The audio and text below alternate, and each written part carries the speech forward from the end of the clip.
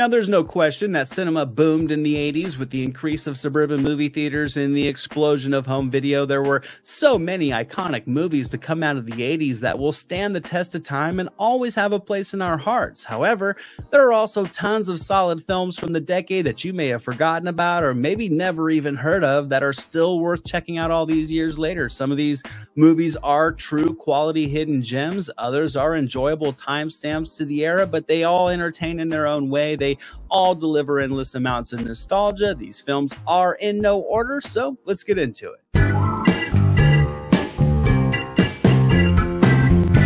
We're kicking this list off in 1989 with a comedic legend when an inept and bumbling PI is unknowingly hired to not find a kidnapped heiress by the person who actually kidnapped her in Paul Flaherty's Who's Harry Crumb, starring the great John Candy, Tim Thomerson, Shawnee Smith, Barry Corbin, and the always comical Annie Potts. Now, this movie would come out during the height of John Candy's popularity, and it would also be a box office failure. I, however, contend that this is a charming little comedy that doesn't get its deserved love. I think Candy is just hilarious as the hapless PI who has a black belt in Aikido and is a master of disguise. The supporting cast, I think, is fun as well, and seeing Candy's Harry Crumb just bumble his way through this case with his unconventional methods and his frequent disguises delivers plenty of laughs. Who's Harry Crumb is a silly movie, but it's also lined with a strong sense of humor, and it gives Candy really just a lot of room to work, which provides a buffet of comical lines, amusing situations, and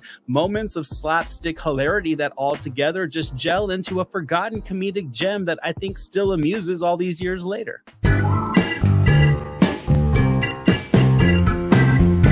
I'm taking us back to 1987 for my next movie, a laugh-out-loud comedy about an LA-born American citizen who gets mistaken as a Mexican illegal, deported, and then must find his way back home. And Born in East LA, written by, directed by, and starring Cheech Marin, as well as Daniel Stern, Paul Rodriguez, Jan Michael Vincent, and Kamala Lopez. Cheech would be sans chong for this hilarious high-energy comedy, but there still are plenty of laughs to be found in all the hijinks and mishaps that Marin's Rudy Robles encounters on his mission to get back across the border. Now, not all of the humor works, and some of the performances are lacking a bit, but Born in East LA keeps a quick, swift pace, and the relentless attempts at humor and the lighthearted atmosphere make this movie a great time and, in my opinion, a charming little escape. It's filled with mindless laughs, a few clever jokes, and more than enough energy to keep the plot moving. Marin shines comedically. Many of the supporting characters leave their humorous impressions as well, and when everybody making the movie is clearly having fun, you naturally have fun with it.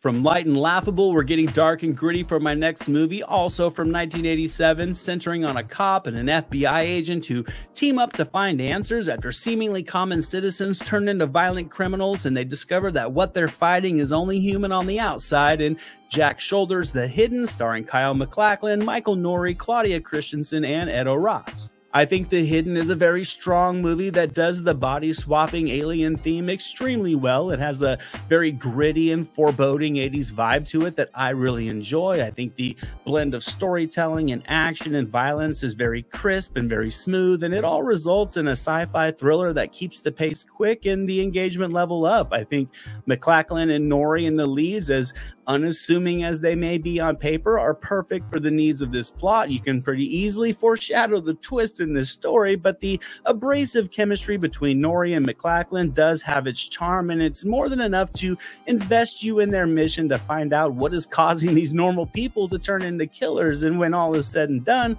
I think The Hidden is a movie that takes itself just seriously enough, but knows when to cut loose and deliver all the violent gusto that you want in an 80s action thriller.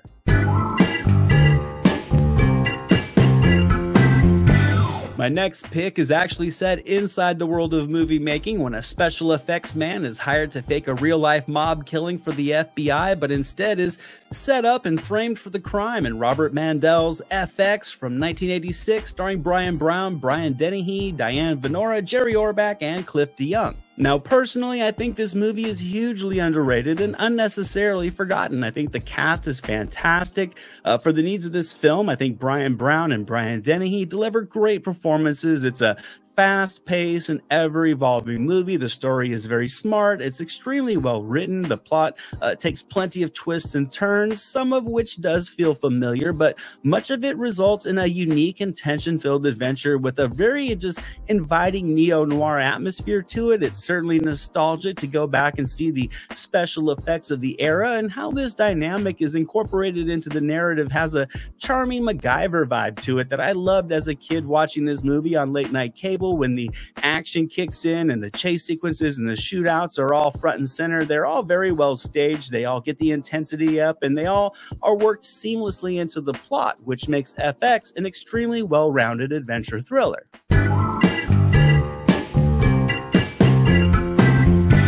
We're heading to the deepest, darkest depths of the ocean for my next movie when a group of scientists on a small vessel setting up nuclear missiles on the seafloor discover a cavern holding a long-lost prehistoric monster in 1989's Deep Star 6 from director Sean Cunningham, starring a strong ensemble cast led by Greg Evigan, Nancy Everhard, Miguel Ferrer, and my teenage, college, and adult crush, Nia Peoples. Now, I will admit this movie does have its flaws. It's not quite to the level of Leviathan, and it certainly is no Abyss, but the ensemble cast here is just effective enough, and I think the suspense and tension this story delivers inside this confined ship delivers some solid close-quarter thrills. Now, none of the characters really stand out to command this movie, but I don't think it really matters much, because when they awaken the alien monster on the seafloor, the body count starts to rack up anyways. Now, I will admit the conceptual design of this monster is a bit cheesy. It could very easily turn people away by just completely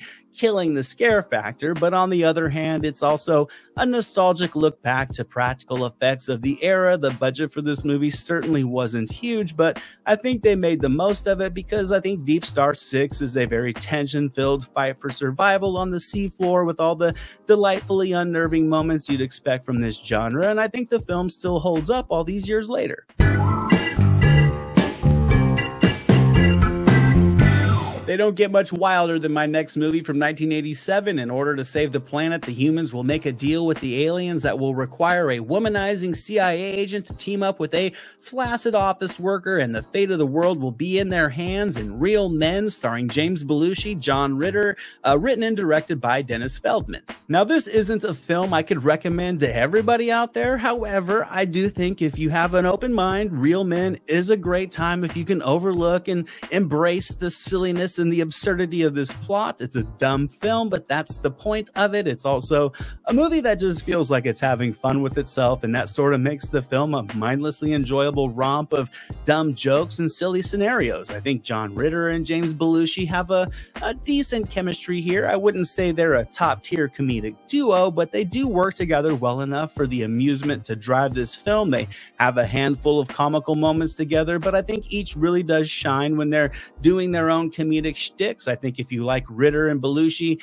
seeing them doing their thing in this film for the sake of saving the world will deliver laughs, and it's really just a timestamp to one of those movies that's just completely ridiculous that they just don't make anymore, but I think Real Men still has its appeal all these years later.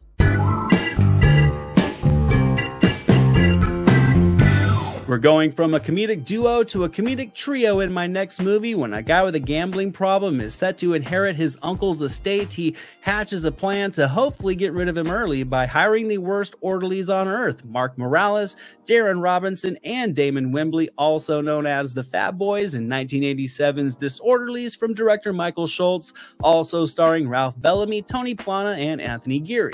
The absurdity in this movie, without question, is front and center. It's slapstick humor with a Three Stooges tone that leans heavily into the Fat Boys gimmick with the fat-themed humor, but the energy from the leading trio, their natural chemistry together, and their bumbling humor is surprisingly able to outshine their limited acting skills and the plot's weaknesses. I think The Disorderlies is just one of those movies that's having fun with itself. You can feel the actors are having a good time, and I think it translates into the endearing charisma that that fuels the pulse of this film. It's a vehicle to ride the popularity of the Fat Boys. They deliver a couple performances, and they without question keep their foot on the comedic gas. Now, there's no question a lot of the humor lands flat. It's definitely juvenile, but it's also just mindlessly amusing. The writing isn't that great, but this movie commits 100% to its ridiculous plot, and all these years later, it's a timestamp to the silliness of the 80s cinema at times.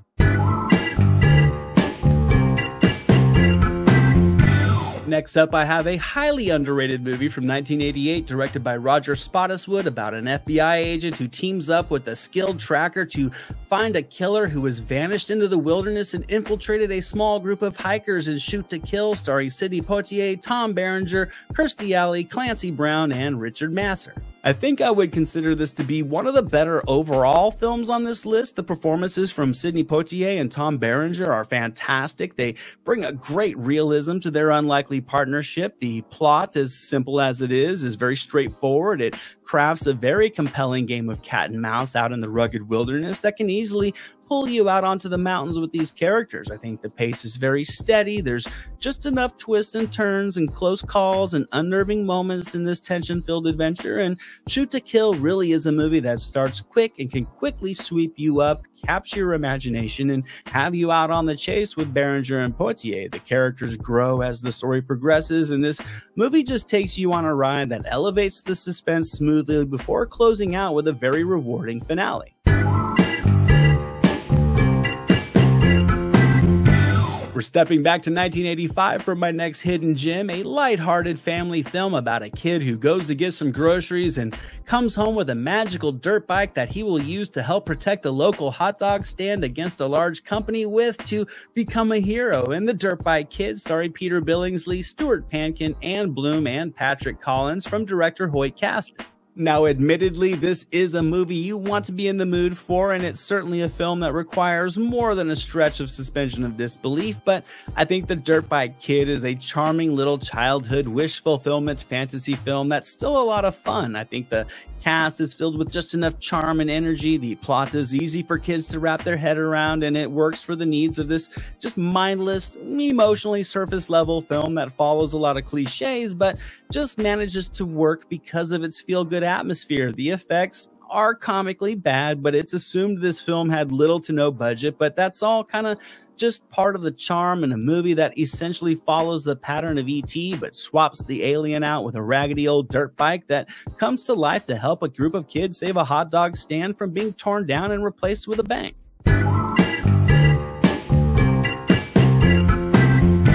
And the final film in this video is from 1984, but it's actually set way in the future when robots intended to do the work of humans have actually been programmed to kill humans, and someone must stop the madman that started it all, and this someone is going to be Tom Selleck and his beautiful stash in Runaway, written and directed by Michael Crichton, also starring Cynthia Rhodes, Police Academy's G.W. Bailey, Kirstie Alley, and KISS frontman Gene Simmons. You know, for some reason, Tom Selleck was never really able to thrive as an action star on the big screen, but I do think he has his moments in this little nostalgic action thriller. It's amusing to look back at what at the time was considered futuristic robotics, but for the needs of this plot, these mechanical characters more than serve their purpose. The story keeps a swift, engaging pace. The human characters are all a bit admittedly flat, I would say, but I think when the action and the violence in this movie kicks in, it's a good time. I think the finale is satisfying, and like I said, Selleck is fine in this role, but there's just something that keeps him from just capturing the gravitas of a true action star. I can't really put my finger on it. Regardless, though, his chemistry with Rhodes in this movie is effective, which certainly helps the engagement a bit when this one turns into that on-the-run action romp. I think the direction is capable. I think Gene Simmons really shines as the cartoonish villain, and overall, Runaway is a quality little action thriller that's a bit forgotten.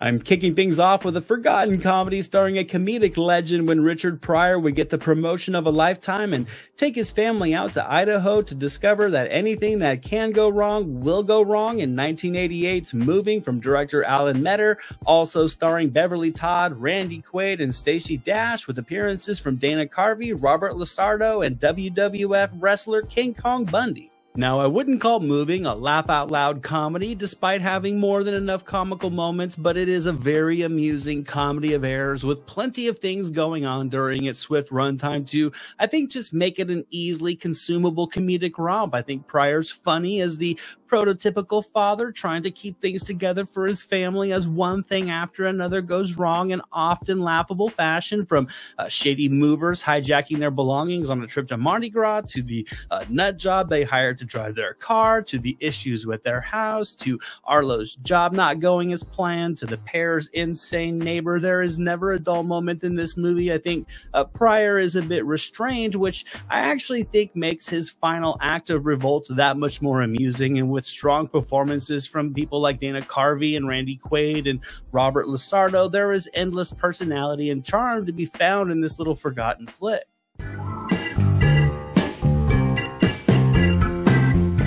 We're playing in the sand and soaking up the sun for my next forgotten film, starring a couple of Hollywood legends from the 50s and 60s. It follows beach genre legends Annette Funicello and Frankie Avalon, who head out to California to visit their daughter, and they would learn the lifestyle still very much lives inside of them in 1987's Back to the Beach from director Lyndall Hobbs. For some reason, this was a movie I had on rotation as a kid. I watched it on TV and I loved it. Back to the Beach is a parody of the beach party movies that were made popular in the 60s. Funicello and Avalon were often the stars of many of those films. Now, admittedly, the plot in this one is toilet paper thin, like cheap single ply, but the charisma is just feverish, and the atmosphere in this movie will have you wanting to feel the sand between your toes. I think Funicello and Avalon are just adorable together. There's no denying this is an ultra silly film, but that's certainly the intention. I think Back to the Beach is just a great time. It's filled with cameos and Easter eggs to the genre and plenty of comedic sight gags and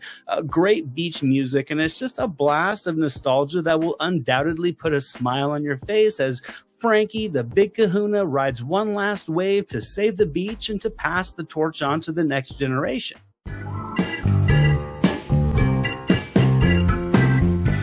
Next up, I have an unjustifiably underrated film that's probably the best movie in this volume. It's the first big screen adaptation of Thomas Harris's novel Red Dragon, centering on a former FBI profiler who's pulled back to the job to track down a serial killer, and Michael Mann's Manhunter from 1986, starring CSI's William Peterson, Joan Allen, Kim Grease, Dennis Farina, and Brian Cox as Dr. Lecter. When Anthony Hopkins took over the role of Dr. Lecter and Harris's trilogy was remade, I think this movie was a bit unnecessarily forgotten. I think it's a great movie. I think if you love Michael Mann, you will enjoy this film. His style and his visual trademarks are all over this movie. This was actually deemed a hindrance with critics at the time, but I do think the style and just the seductive atmosphere that Mann pumps into this movie make it a truly great hidden gem. I think Peterson's performance in the lead is subdued and smoldering, all great things for this broken character, and the methodical pace here I think will capture your imagination and just have you taking the dark journey of this case. I think the music gives the film a great pulse. Manhunter is a moody, atmospheric film, and I think it balances storytelling and character performances and stylish filmmaking with ease to craft an underrated cinematic achievement from the 80s.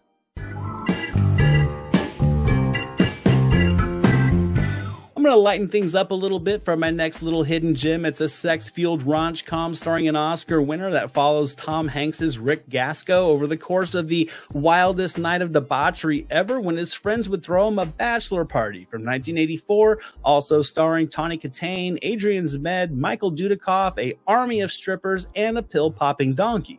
You know, for some reason, Bachelor Party never gets cut into the Tom Hanks montages at award shows, but before he would reinvent himself as this serious award-winning actor during the 90s, Hanks was a great comedian during the 80s, and I think it all sort of kicked off with this hilarious raunch fest of sexual excess and drug-filled gratuity. Bachelor Party is one of those movies where you never know where the story is going to go next, and just when you think it's hit its limit of raunchiness, it blows through it like like Nick the Dick blows through a hot dog bun. Now, this movie did come out during the prime of the 80s sex comedy, but if you can overlook the lewd material, there is an effectively comical sense of humor at the core of this movie. There's plenty of hilarious jokes, plenty of shock value, sight gags, and a buffet of wild characters that make Bachelor Party an endearingly timeless ride of juvenile, sex-fueled 80s excess.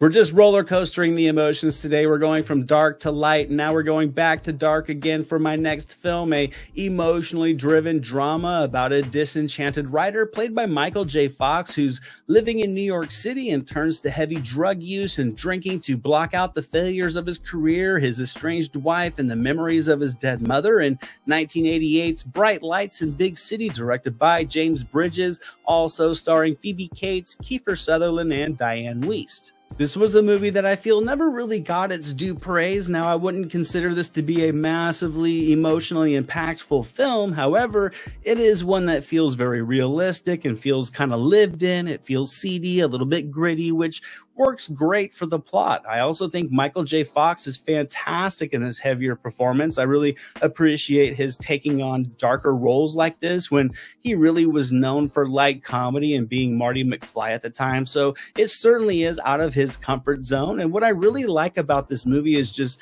how it kind of feels like a peek inside of a man's spiraling life. It's like a cautionary tale in a sense, without the heavy-handed cautionary tale message pushed up on you. This movie has a seductive but dangerous atmosphere to it with the New York settings and the subject matter, and I think it all still holds up. It delivers a career best monologue from Fox, who I think just poured his heart into this film, and I think he's the main reason why it's held up so well over the years.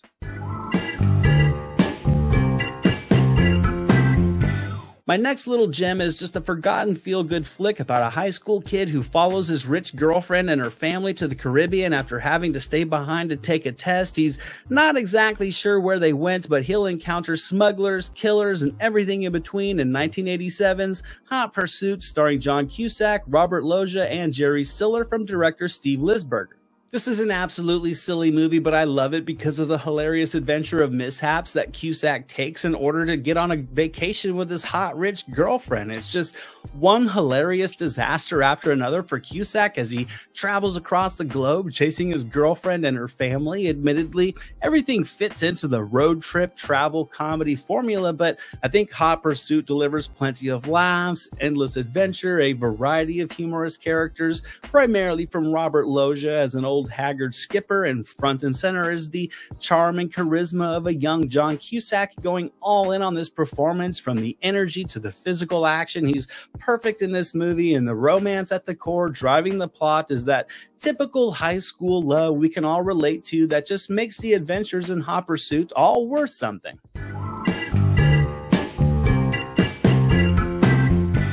This next adventure film delivers it all, from action to humor to romance, when a writer travels to Colombia with a treasure map to exchange for her kidnapped sister and ends up hunting for treasure with a charming soldier of fortune in 1984's Romancing the Stone, starring Kathleen Turner, Michael Douglas, and Danny DeVito, from director Robert Zemeckis. Now, I certainly think this movie, despite its popularity at the time, was just too often relegated as an Indiana Jones knockoff, which I do think prevented it from having just more overall relevance in 80s cinema culture. It's a film filled with adventure, loaded with clever, charming humor, and it's fueled by star power. Douglas and Turner are a dynamic duo. Their chemistry is very natural, it's sizzling, and just really perfect for this ambitious plot, and DeVito's grimy performance gives the film the perfectly cartoonish villain that it needed. I think Romancing the Stone is a film that delivers just an infectious energy that can easily sweep you up and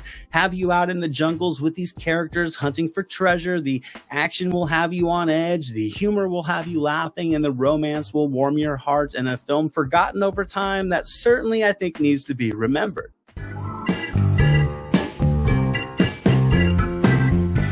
We're definitely heading back to the action movie basics for my next forgotten gem that follows a Vietnam vet who has just returned home from a short stint in prison to find his small hometown under the ruthless control of a vicious motorcycle gang in Eye of the Tiger from 1986, starring Gary Busey, Yaphet Kotto, William Smith, and Seymour Cassell from director Richard Sarafian. Now, Eye of the Tiger came out during a very busy time in the action genre, and it is admittedly just a patchwork of action movie tropes as a man seeks out justice to save a small town. This one really didn't do anything that we hadn't seen in the genre many times, but you couldn't tell that from the energy put into these performances, particularly from Busey, Cotto, and Smith. It's also, I think, awesome to see Gary Busey in his prime in full action hero mode, and while this story may be generic, I think the energy in his performance and the chemistry that he brings to the screen with Cotto gives the movie just enough substance to invest in. I think Eye of the Tiger also has a delightfully sadistic villain with William Smith, who with his gang of bikers gives Busey the perfect army to take on. I think the practical action is still visually appealing. Busey's killing with gusto, and Eye of the Tiger is a charming relic of the vengeance exploitation romp.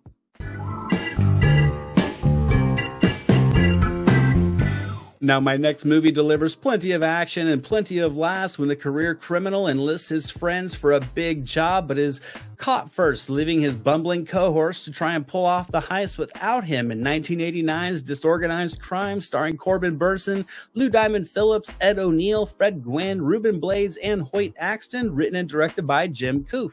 I definitely think this is a forgotten little gem of a heist caper. It's a comedy of mishaps as a group of bumbling criminals attempt to complete a heist sans leader with all the incompetence that you would expect to come from that. Where this movie, to me, really thrives is in its lighthearted and charismatic atmosphere. There's a just charming blend of action and comedy, and I think it works for the needs of this mindless comedy. I think the ensemble is a fun ragtag group of actors that I think all have their own comedic personality, and I think they all give the humor a variety, from funny jokes and situations to physical and slapstick comedy, which really gives the film a smooth, easily engaging pace. I think Blades and Phillips are the bright spots for me overall, and the humor seeded from this ensemble is enough to make this surface level plot still a great time all these years later.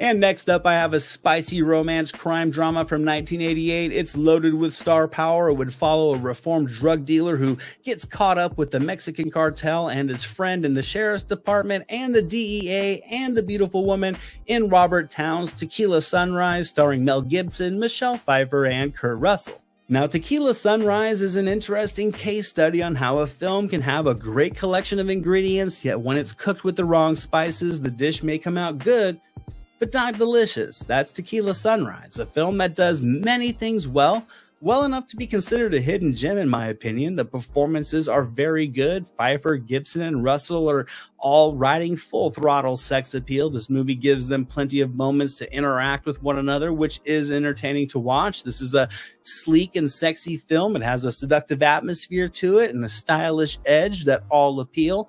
But the plot does get too convoluted for its own good, and that would be the hindrance that prevented this film from being great, because as it is, there's plenty of kick to be found in Tequila Sunrise to give you a nice cinematic buzz.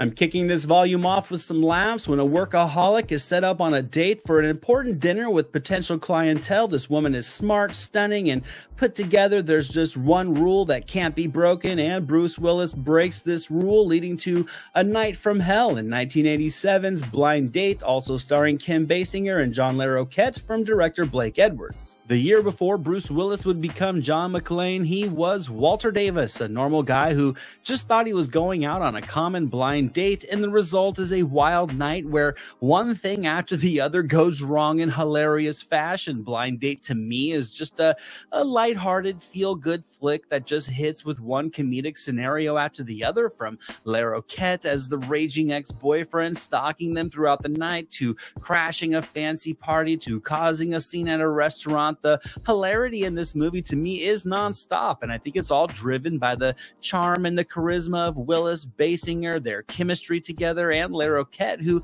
sort of steals this movie. It's an absurd and over-the-top film, but there's an element of love at the core that just tugs on the heartstrings more than enough to make this rom-com a timeless hit that's been a little forgotten over the years.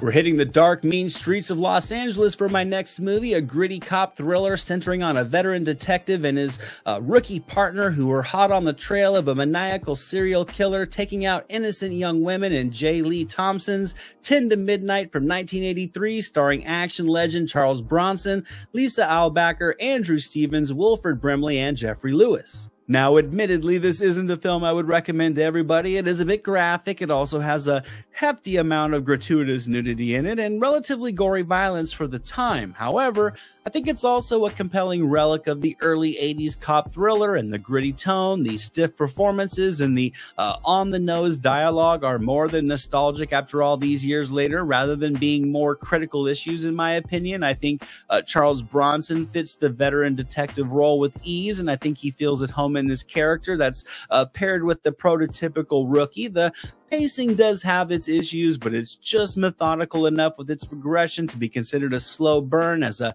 demented killer goes to work with the cops hot on his trail. 10 to Midnight is far from a perfect film, but it's also a moody little thriller that feels like a product of its time in more positive ways than negative.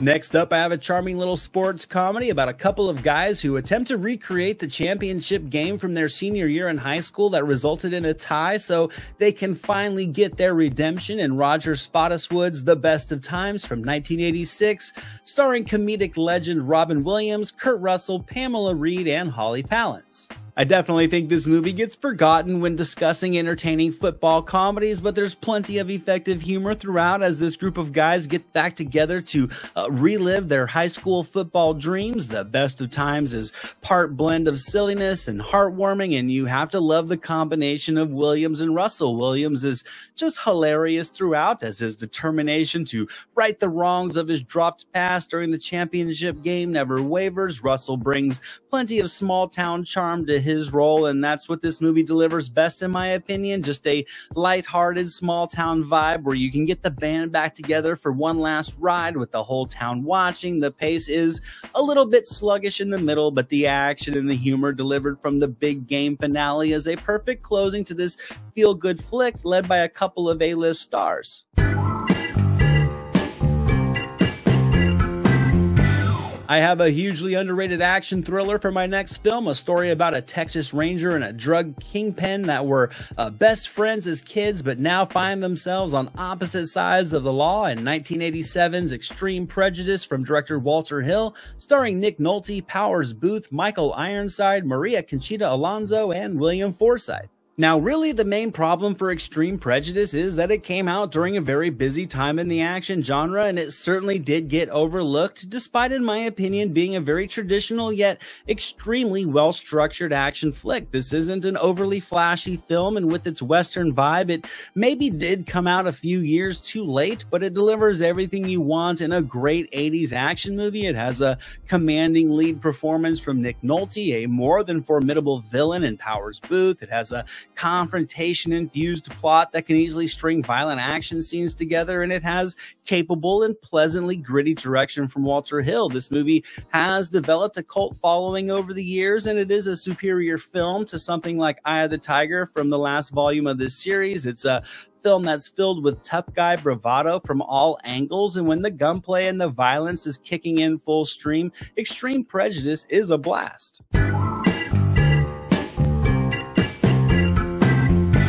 My next movie sees skateboarding crossing with government conspiracy when a young skater begins searching for answers after his adopted brother is murdered, and he finds that something much larger is at play in 1989's Gleaming the Cube from director Graham Clifford, starring Christian Slater, Stephen Bauer, Richard Hurd, and a collection of professional skaters led by Tony Hawk.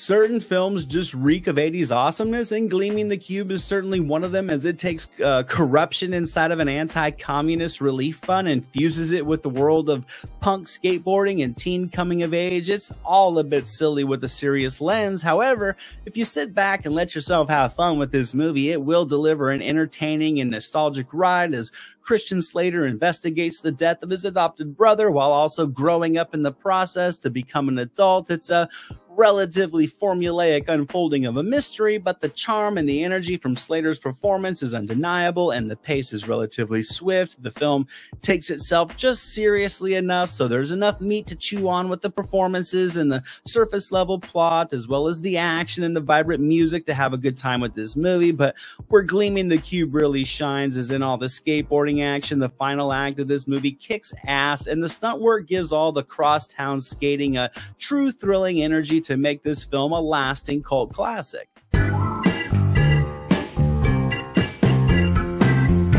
This next movie delivers plenty of high-energy laughs when four mental patients in New York City must save their chaperone who witnessed a murder and landed in the hospital in a coma before the killers can find him and eliminate the witness. In 1989's The Dream Team, starring Michael Keaton, Christopher Lloyd, Everybody Loves Raymond's Peter Boyle, and Stephen Furst, directed by Howard Zieff. For some reason, I've always enjoyed watching this little adventurous comedy. I think it's certainly driven by the charismatic performances from Keaton, Doyle, and Lloyd. They all bring their own comedic charms and personalities to these oddball characters, and placing them in New York and throwing endless comical hijinks and mishaps at them is a great time to me. This movie was considered just relatively average upon its release, and there's no doubt it is a comedic riff on One Flew Over the Cuckoo's Nest, but I think it works. The Dream Team is loaded with humorous performances, and its silly plot is just right for the absurdist tone of the humor. You can feel this cast is having fun in these roles, and it translates on screen into a film that you can just sit back and escape into with very little brain power needed.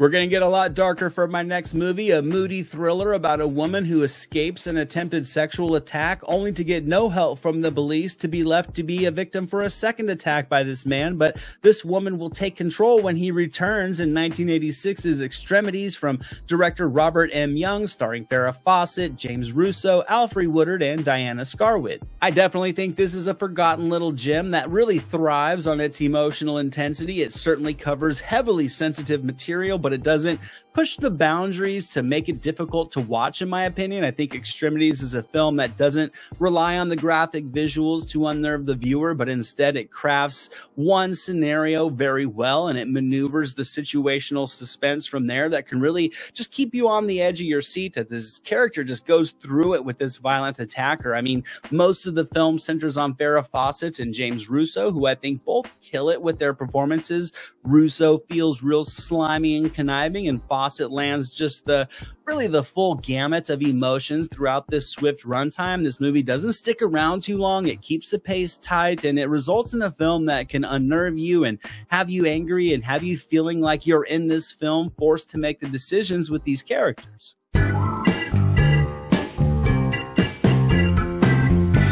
Things are definitely getting wild for this next movie, a blend of action, comedy, thriller, and fantasy when a young punk gets into the car repo business and sets out to find a mysterious Chevy Malibu with a huge bounty and something from another world in the trunk in 1984's Repo Man, starring Emilio Estevez, Harry Dean Stanton, Tracy Walter, and Olivia Barash, written and directed by Alex Cox. Now, I will admit this movie may not be so forgotten by everybody. It is a bona fide cult classic, but the common movie fan or some of you younger cats out there may have never heard of this little flick that is able to throw a bit of everything together to result in a very quick moving, highly engaging, high energy, and completely unique story with twists and turns and mystery to capture your imagination. There's a bit of action in this movie, a bit of storytelling, more than enough violence, plenty of dark humor, and really Repo Man is kind of like an homage to the sort of film they just don't make anymore. Emilio Estevez is great as the rebellious punk with a take no shit attitude, and Harry Dean Stanton shines as the veteran Repo Man man that's seen a bit of it all. So when you sit back for this movie, you get a blend of truly ambitious storytelling, interesting characters, and inventive plot set inside a delightfully mysterious atmosphere that just gels perfectly together into a film that will be just as entertaining today as it will be 50 years from now.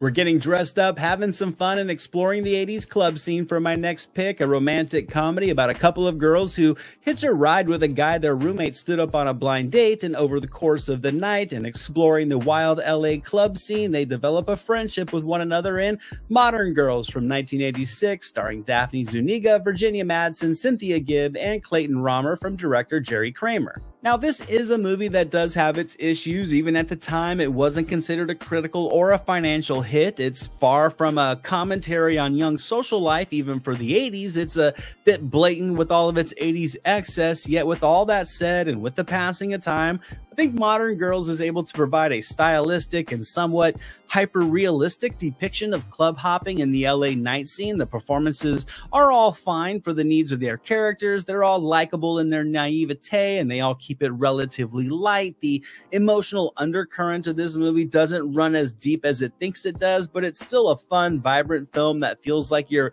traveling back in history to a time where feelings were superficial, sex appeal was the focus, and planning for the future didn't stretch much past breakfast the next morning. This movie also has plenty of nostalgic montages and just enough heart to it to be an easily consumable, lighthearted 80s dramedy.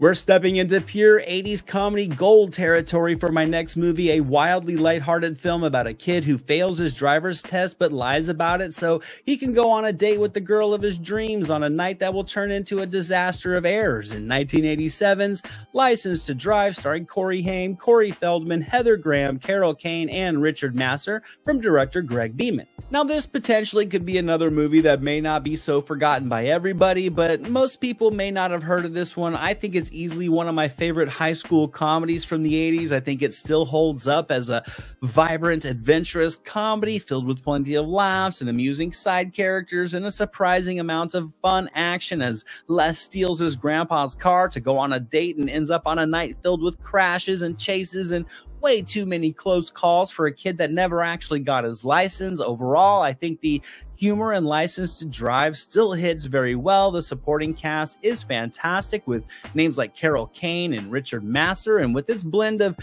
just fast-moving storytelling and music and ridiculousness, it's a nostalgic 80s ride with Haim and Feldman front and center with their charm and their youthful energy to sell the adventures and the comical scenarios that this plot takes you on. And sure, it all does fit inside the high school movie formula, but there's more than enough uniqueness in License to Drive to make it a hit of its own.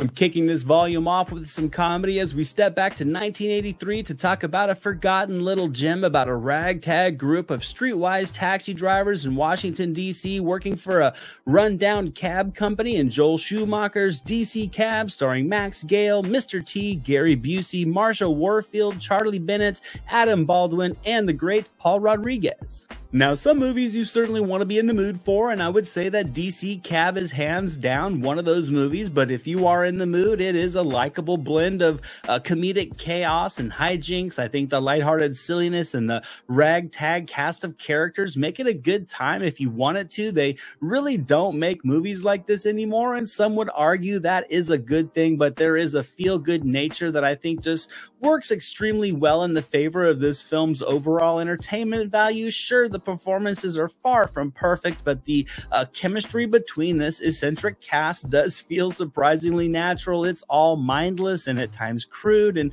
frequently juvenile, but that's the point. And as this plot gets into motion and the humorous antics ramp up, the fun does as well, as DC Cab delivers what I think is peak early 80s nostalgia with its style, its persona, and its music, and its relentlessly absurd energy.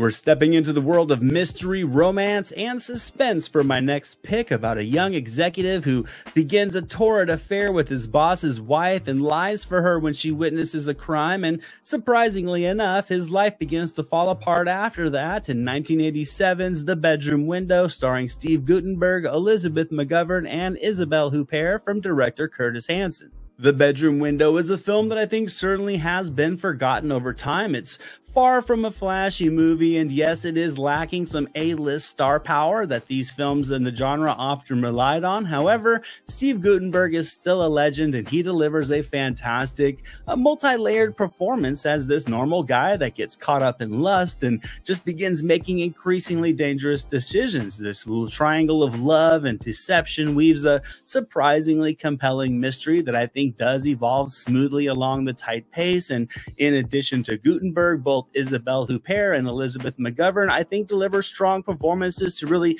breathe life into their characters. So there is a likable core group of characters at the center of this thing. The plot, I think, has a smooth progression. It's layered just enough to engage your imagination. And despite some of the familiarities in these plot beats, I think the moody and foreboding atmosphere that The Bedroom Window delivers makes it a competently crafted mystery thriller that can easily keep you on edge.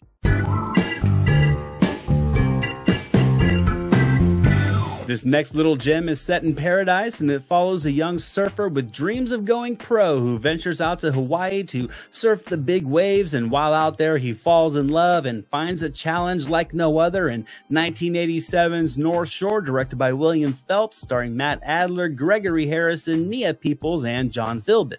Now, those of you familiar with my channel will know this movie isn't really that forgotten. I recently did a retrospective video on North Shore, and I always try to find a way to work it into a list somewhere when I can. Now, this is far from a perfect movie. It's a riff on The Karate Kid with surfing swapped in, but it's still a charming little small budget movie that delivers big budget surfing action throughout its runtime. The story is a familiar journey, but it's still a great time, and with the tropical locations and just enough subplots and likable characters and young love paired with competition at the core, there is plenty of quality elements that make this an easily engaging film. The performances, they're not perfect, but Adler and Harrison sell the mentor-student angle, Adler and Peoples sell the young romance, and Adler and Philbin sell the new friendships needed to, I think, just make this film work. When whether out on the waves or working through its recycled story layers, this movie is the definition of underrated.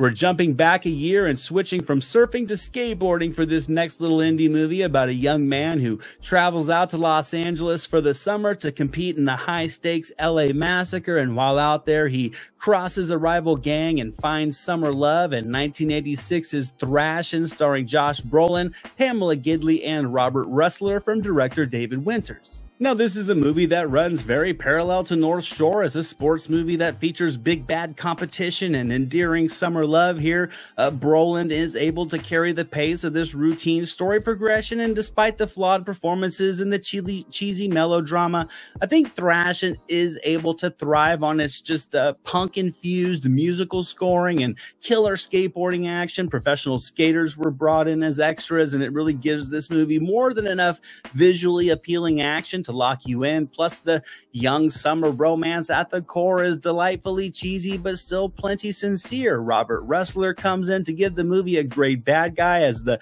leader of the Daggers, and with everything going on in this film, the pace is super swift. The skating action ramps up with intensity from the bowl sequence early on to the night chime chase through LA to the ramp locals ripping down Hollywood Boulevard. The action really is front loaded in this movie with plenty of intensity that really all culminates perfectly in the LA Massacre, that to this day is still, in my opinion, one of the best closings in 80s and 90s sports movies.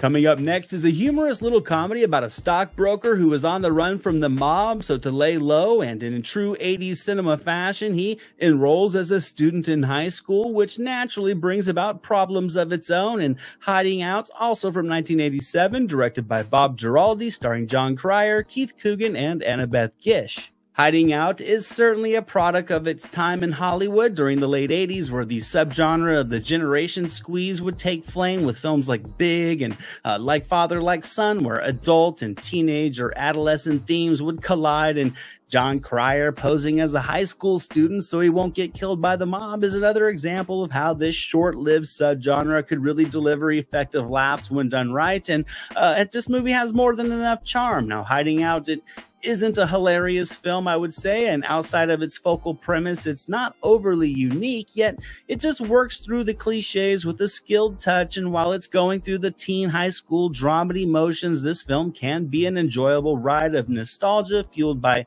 plenty of vibrant 80s music and surface level emotional storytelling. I think John Cryer is solid in the role. He doesn't really steal the show, but he has more than enough comical moments. He looks youngish, and I think he's easily able to scale down to the high school juvenility to sell the plot just enough to have fun with. And with supporting performances from Keith Coogan and Annabeth Gish and endless silliness, Hideout is a charming relic of cinema's past.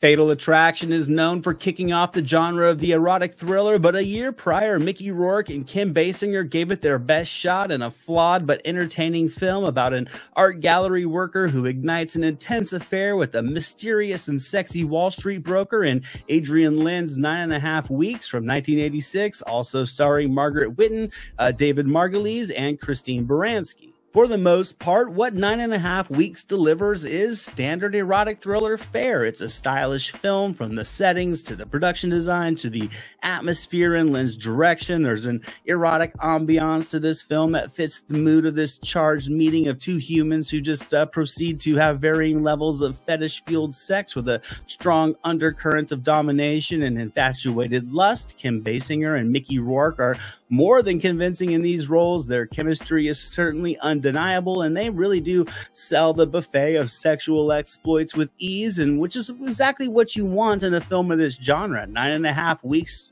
just never really reached the same level of global attention as films such as Fatal Attraction or Basic Instinct, but this plot fueled by desire is able to explore its characters more than enough to pair with all the steamy sex scenes to make this film one of the, in my opinion, all-time great erotic thrillers that has a dynamic duo in the lead. Now, this next movie would seem like a relic of cinema's past, but they actually still use this comedic formula in some films today. This one centers on a fledgling stockbroker who buddies up with a talking horse who becomes his financial advisor, leading him to instant success in the often forgotten Hot to Trot from 1988, starring Bobcat Goldthwait, Dabney Coleman, Virginia Madsen, and John Candy as the voice of Don the Talking Horse. Now, much of what I said about DC Cab could also be applied to Hot to Trot. This is a ridiculously juvenile comedy with splashes of wittiness to it. That's also a film you really do want to be in the mood for, and Bobcat Goldthwait needs to be your cup of tea. If so, then this is a fast-paced little comedy that can certainly entertain, as Goldthwait delivers easily his most well-rounded performance. It's mindless without question, with waves of dumb jokes and frequent horse-related sight gags, but the procedural progression keeps things moving so nothing really wears out its welcome. And sometimes a movie like this is perfect for just escaping the seriousness of life. The plot has just enough substance to connect the comedy together, and the supporting cast is really able to come in and assist in carrying the runtime along with Goldthwait. Dabney Coleman's humorous in this movie. He knows exactly what this film is supposed to be, as does Virginia Madsen, and John Candy as the voice of the talking horse, who easily steals the show while still being able to carry a capable chemistry with Goldthwait to, in my opinion, make this movie a lighthearted ride of brainless humor that still holds up all these years later.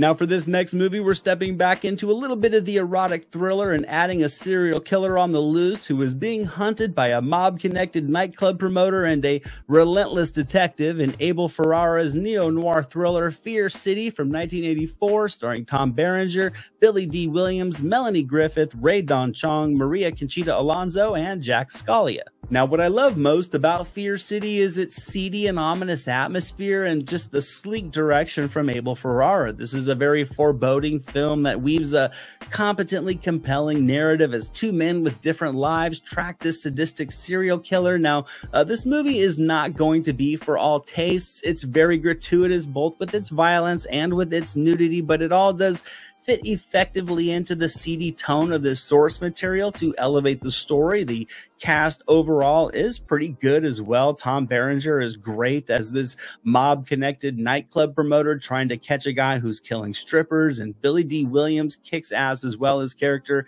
This gruff detective on the case that's just relentlessly working it is one that we have seen before, but with Williams, there's just a style and a smoothness to his performance that makes the character his own, and you can easily invest in their mission to catch this killer. And Fear City is a film that can just lure you in and have you on edge before you know it.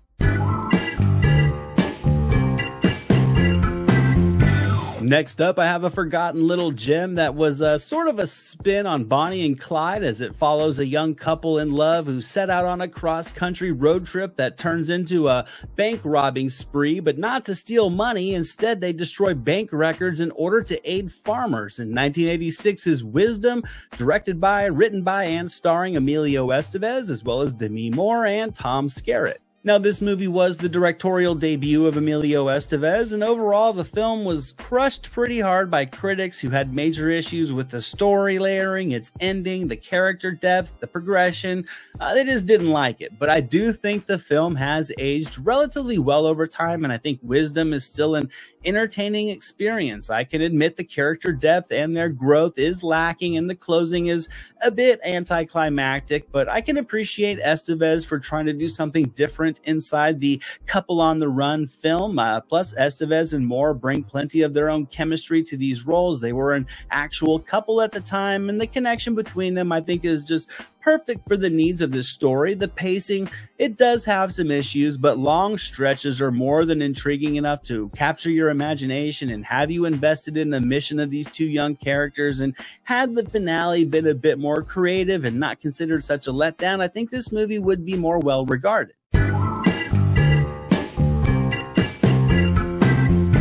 This next movie is another forgotten comedy that went relatively dismissed after its release. It follows a normally unlucky gambler that suddenly experiences a day of massive luck as he wins every bet he places at the horse track. In 1989's Let It Ride from director Joe Pytka, starring Richard Dreyfuss, Jennifer Tilly, Terry Garr, and David Johansen. This is another one of those adult comedies that may not be to everyone's taste. It's not an overly clever or witty film in terms of laughs, but there is a capable sense of humor in the writing, and I think the charismatic, high-energy performance from Dreyfuss does carry the runtime. If you like gruff, rough personalities and blunt humor, I think Dreyfuss is humorous as this cab driver that suddenly hits his lucky streak and decides to let it ride, and the will he, won't he dynamic to him making it out of the film with any money left, I think does have spots of fun. I think Dreyfuss, I'll admit, he's not overly likable in this movie, but he's not a complete schmuck either. He's his own worst enemy, and this day at the races in this movie is a comedy of errors with a revolving door of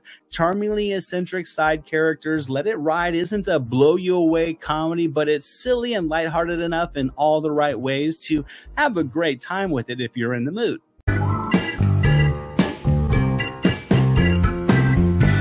I'm kicking this volume off with some action when a streetwise undercover cop teams up with a Native American man to hunt down the criminals who have stolen an ancient tribal lands. These guys trusted no one until they had to trust one another. In Renegades from 1989, starring Lou Diamond Phillips, Kiefer Sutherland, Robert Knepper, and Jamie Gertz from director Jack Shoulder.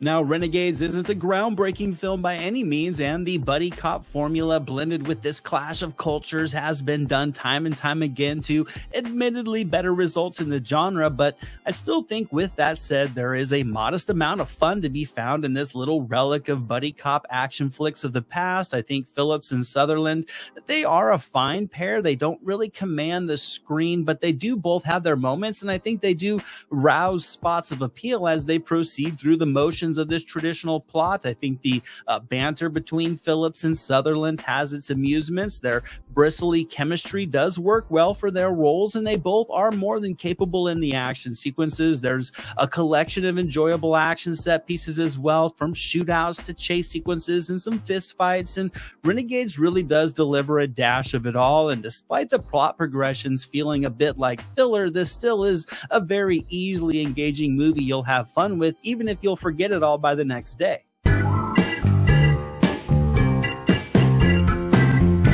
Next up, we're stepping into the world of fantasy and science fiction when a normal family finds a young boy abandoned out in the woods, and when they take him home, they discover he is far from ordinary and actually capable of superhuman abilities. In the 1985 family adventure Daryl, directed by Simon Wenser, starring Mary Beth Hurt, Michael McKean, and Barrett Oliver as Daryl. Now, admittedly, there is an after-school special vibe to this movie, and there are just little hindrances in the writing that do get in the way of the suspenseful and more emotionally driven elements from sticking their landing, most notably just the overall silliness of the plot and all the plot holes. I think the performances from the younger cast members are also a bit too stiff and too on the nose, but I think despite the silly and oversweetened tone of this slight riff on E.T., that there is still plenty of lighthearted and uplifting moments to make Daryl an entertaining family film from the 80s with just enough heart to sweep you up on this clearly formulaic ride. I think the pacing is relatively steady as it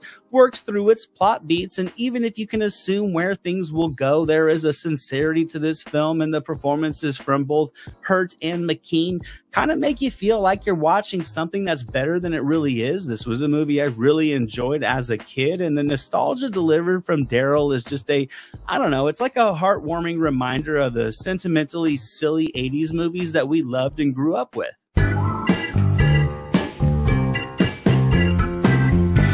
Next up, in my opinion, is an all-time great comedy, a film that may not be so forgotten to all. It's about a man who returns home from the army and teams up with his childhood heroes to take down the neighborhood crime lord in the 1988 blaxploitation comedy I'm Gonna Get You Sucka, written, directed by, and starring Keenan Ivory Wayans, as well as Bernie Casey and Antonio Vargas and Steve James and Jim Brown and Isaac Hayes and many more. To me, satire comedy doesn't get much better than I'm Gonna Get You Sucka, and Wayans' laugh-out-loud satirical spin on the 70s blaxploitation film is just filled with sharp writing and endless comical scenarios and just a buffet of comically brilliant performances. This movie really moves fast, the music is the pulse, and the ensemble cast provides a just huge collection of likable characters, all with their own varying personality types. This is a movie that's just having fun with itself, and you naturally have fun with it, as it's like sitting down for this movie is kind of like traveling back to the 70s, and it's still a great time all these years later. The cast is filled with familiar faces, and everybody just really does go all in on these performances. The humor isn't worried about being offensive, it just keeps its foot on the gas. And while this movie may not be forgotten for some more hardcore film fans, I think casual movie fans or those still growing into their cinephile status may have not taken this hilarious ride yet.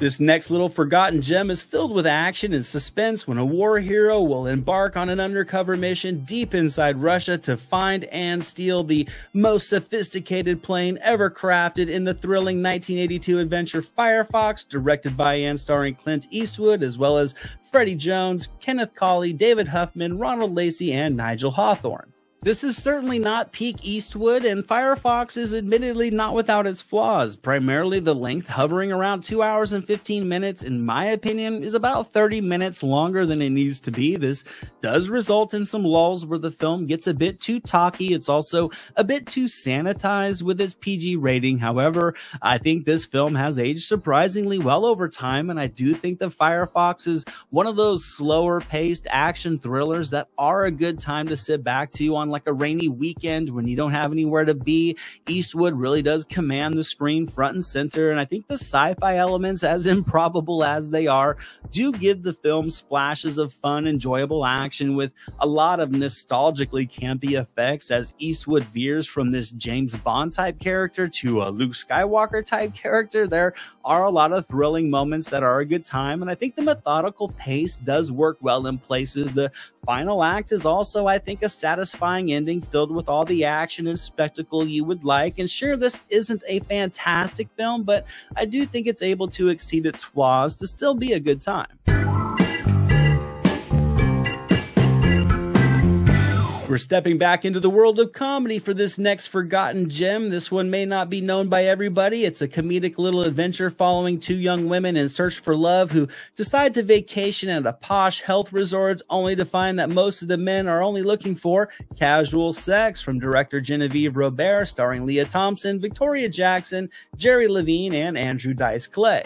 I can assume this little comedy won't be to everybody's tastes. It's certainly a product of its time as it explores the lives of two women in their 20s, just looking for love in a modern dating world. The social commentary in this film is a bit ham-fisted at best, and the emotional undercurrent of this film is also, without question, superficial and surface level, but there is a likable charm from the performances from Thompson and Jackson, and I think their chemistry does work well for the needs of this story and their characters. Casual Sex isn't necessarily a laugh-out-loud comedy, but I do think it's a comical film overall with a lighthearted and jovial atmosphere that may wash away from you instantly, yet while watching, it really does help create a fun, engaging mood that does make the silly story, the nostalgic music, the bubbly performances, and the short-sighted 80s viewpoints a fun tossed salad of mindless laughs and empty-calorie comedy that sometimes is just what the doctor ordered when having fun with a movie night at home.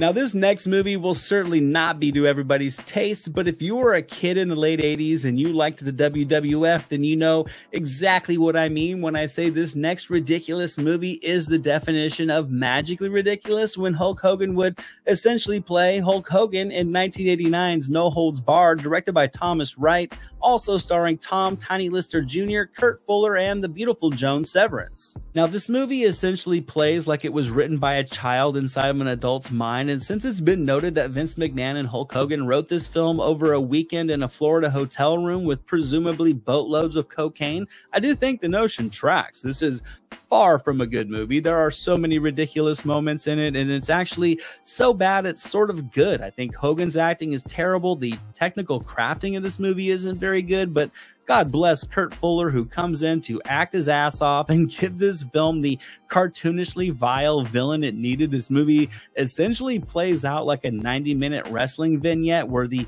emotional superficiality is at just ultra levels, but I'll be damned if this movie isn't a fun throwback to the simple-minded side of films that just rode the momentum of what was famous at the time. And with Hulkamania riding high in the late 80s, No Holds Barred was an epic event of the year for little WWF fans. Lister as Zeus is the perfect enemy for Hogan, and this ridiculous little product of its time is still a great time because of how bad it is.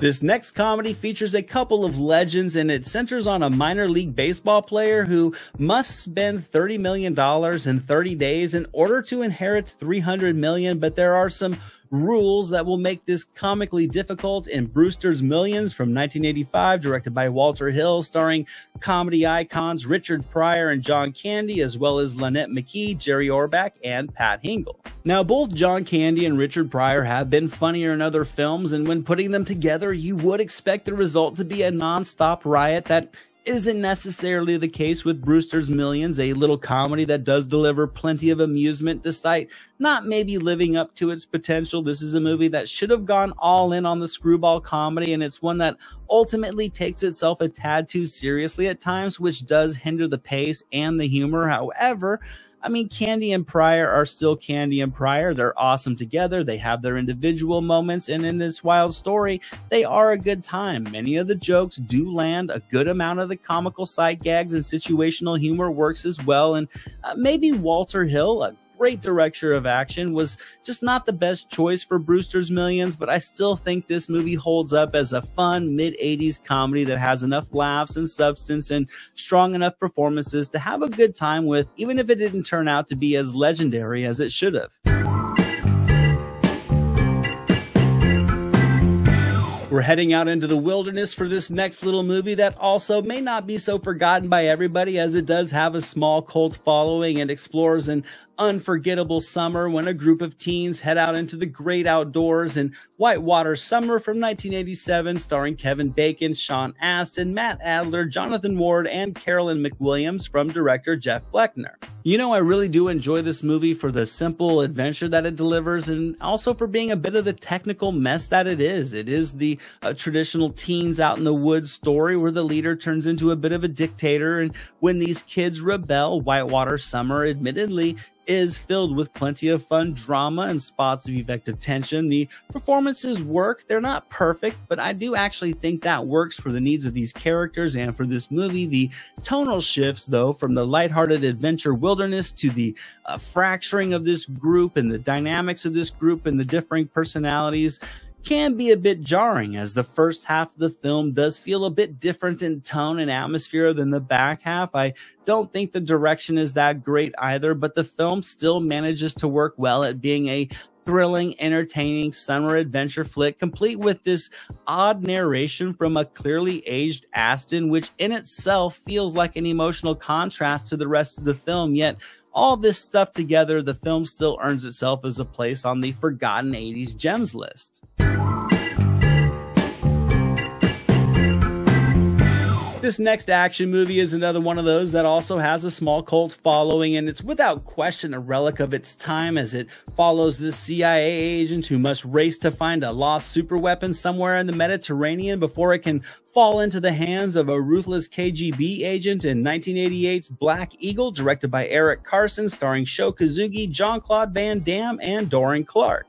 You know, this is far from a great action movie, but with the international locations and a relatively fast-paced story and a lot of action and Jean-Claude Van Damme in a very early role just soaking it in as the bad guy, I think all this together does make Black Eagle a good time. This film does go through the motions, but it still does those motions effectively to deliver a thrilling ride with great martial arts action, as both Van Damme and martial arts legend Sho Kosugi go head-to-head. The story overall may lack some pop, but it is more than enough to connect all the action, which is the strongest aspect of this film, as you would hope. I think both Van Damme and Kosugi showcase tons of great agility in the action department, which really does make Clark's job as the director easy, as he can just sit back and just frame the actors working through the choreography that overall is surprisingly intricate and thrilling enough to make Black Eagle a worthy 80s hidden gem.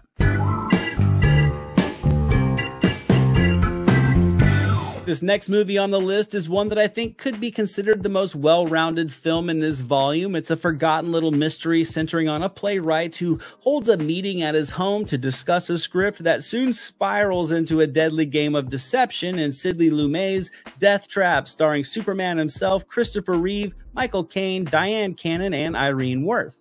This is easily one of the more forgotten films in this volume. It's not a flashy movie. It really does thrive on the writing and the performances to capture your imagination as it explores the layers of the human psyche, from lust to envy to greed and more, and how they dictate your actions, your decision makings, and your outlooks on things. You really do have to be in the mood for a dialogue-heavy film like this, but if you are, then I think Death Trap is a very well-crafted mystery drama that keeps an engaging pace and an appealing element of unpredictability as well.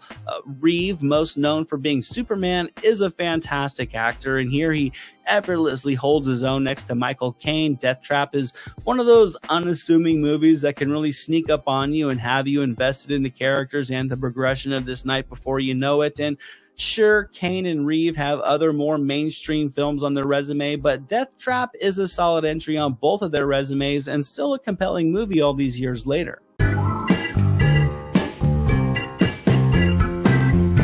I'm kicking this volume off with some action when a New York City cop is killed and given a new life as an assassin with extraordinary powers in the action blockbuster that never was. Remo Williams' The Adventure Begins from 1985, directed by Guy Hamilton, starring Fred Ward, Joel Grey, and the Quaker Oats man himself, Wilford Brimley. Now, I think Remo Williams is a wildly fun movie that's able to embrace its campiness. There are some stunning moments of stunt work and some great practical effects that do give this movie plenty of awe-inspiring moments of action. It's a strong action-adventure film overall that just wasn't able to catch fire like hoped. Now, it is a bit tamer and sanitized in a way. It's clearly not as gritty as many of the other action movies during that time, but I don't think it's a deal-breaker. I think it feels a bit like a live-action Saturday morning cartoon, and that actually works for me for this subject matter. It sort of makes this movie feel different than all the other action movies from the mid-80s. I think Fred Ward is strong in the lead, but I will admit he is missing that leading man gravitas that probably didn't help this movie very much. I think Ward is a great actor, but leading man is a world of its own, and had Remo Williams gotten a larger name behind it, it could have potentially helped this film win over the masses, but as it stands, Remo Williams is still a great time in the action genre.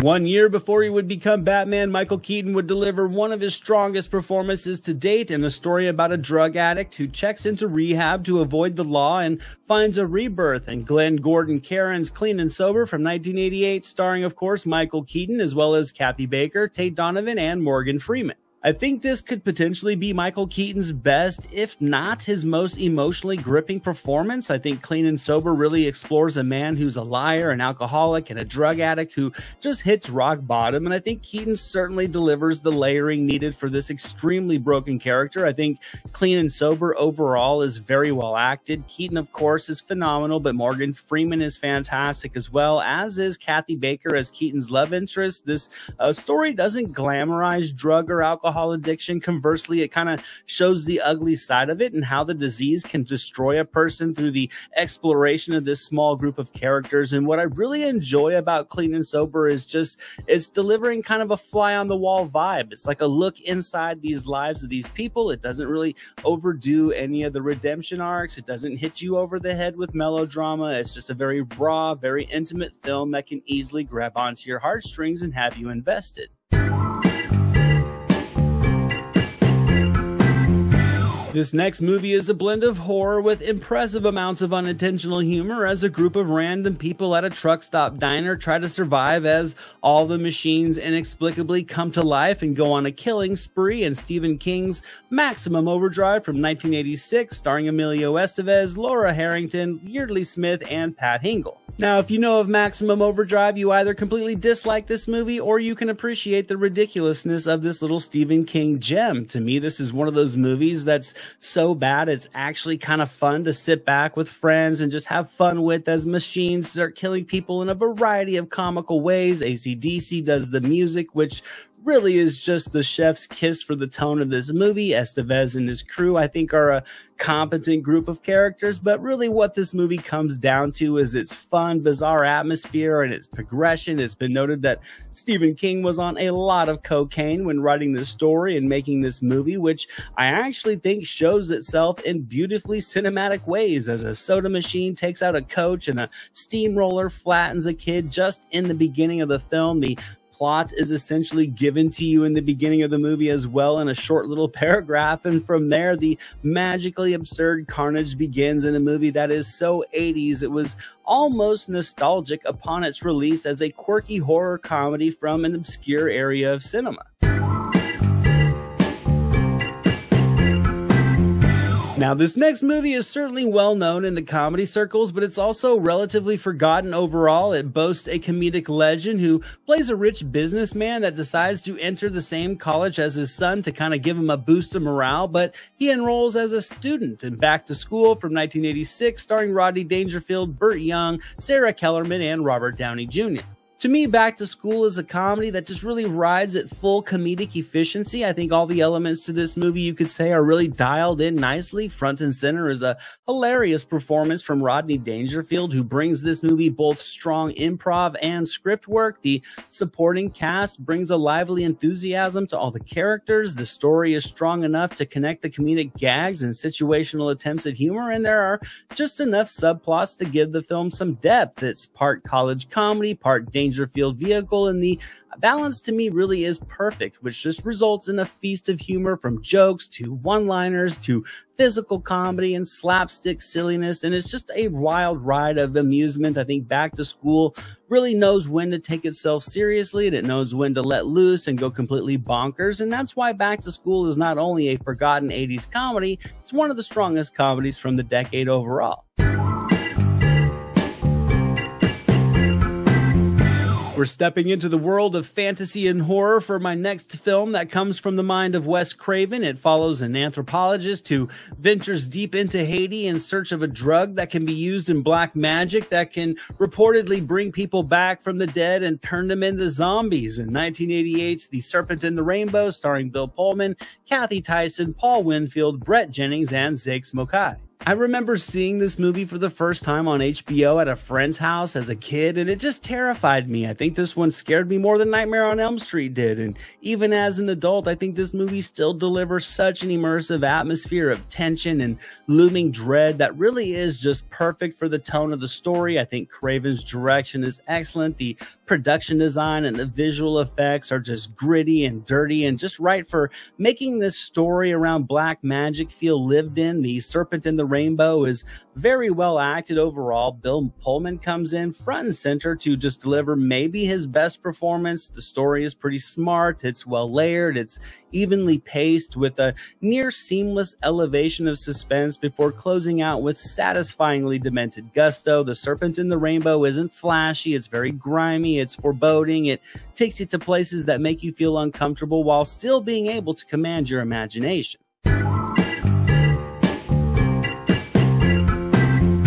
Now, this next movie, in my opinion, is two things. It's the best dance movie ever, of course, and it's also a complete 80s forgotten gem, as it follows an aspiring jazz dancer that befriends a couple of breakdancers, and together they become the sensation of the street dance scene. In 1984's Breakin', directed by Joel Silberg, starring Lucinda Dickey, Adolfo Quinones, Michael Chambers, Christopher McDonald, and many others. I think few films are a product of their time more than Breakin' might be. It's not necessarily unique, nor does it weave an overly compelling story, and the performances are more often than not pretty iffy. But if you enjoy the campiness and the style that pumps out of this movie, it can easily put a smile on your face. The music to this film is infectious. It's the heartbeat of everything, as it should be. The wardrobes, the production design, everything in this film feels like a timestamp to the early 80s and the growth of hip-hop dance culture. Breakin' is part musical, it's part young adult drama, and admittedly it's a bit disjointed as it tries to incorporate its musical numbers into a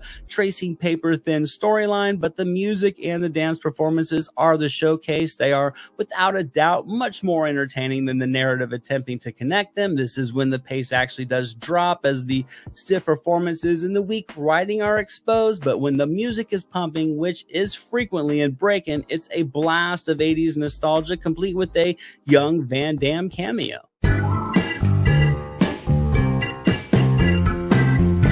Moving along to my next pick, I have a tense and gritty underwater thriller that many have forgotten. It follows a group of deep-sea miners who come face-to-face with a mutant creature birthed from failed genetic experiments. In Leviathan from 1989, directed by George P. Cosmatos, starring Peter Weller, Amanda Pays, Richard Crenna, Ernie Hudson, Daniel Stern, Lisa Eilbacher, and Hector Elizondo. Now, Leviathan is not without its flaws. It certainly follows the traditional formula of the contained sci-fi horror thriller, and admittedly there is a strong undercurrent of predictability that could be a deal breaker for some. However, I think this movie has a solid ensemble cast with names like Weller and Crenna and Hudson and Eilbacher and Elizondo, so I do think the familiar faces are an added bit of nostalgia for this film, and I do think they're also able to pump more depth in their characters than the writing ultimately gives them. So Leviathan is a relatively fast-moving thriller filled with strong performances and spots of fun suspense that can lure you in. The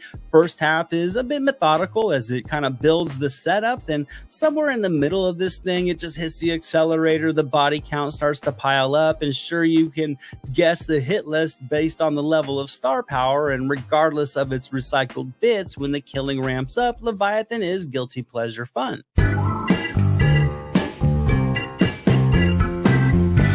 Now, this next fantasy film is certainly a classic to many, but it also may not be so well known to a lot of younger film fans. It follows a troubled young boy who finds a mysterious book, and from within its pages, he is swept off into another world in Wolfgang Petersen's The Never-Ending Story from 1984, starring Noah Hathaway, Barrett Oliver, and Tammy Stronach. This is hands down an 80s classic, but I don't think it really gets mentioned as much as it should when talking about revolutionary fantasy films. The Never-Ending Story was able to create really just an entirely new visionary world, and the creative ambition on display in this one still delivers a magical adventure for the entire family in a modern world. The visual effects are stunning with a blend of computer effects and matte paintings and makeup work and puppeteer work and just a buffet of practical effects and filmmaking tricks that I think give The Never-Ending Story a timeless visual appeal with absolutely crisp direction from Petersen. Now, the story does get a bit sappy in places and it gets a bit dark in places as well, but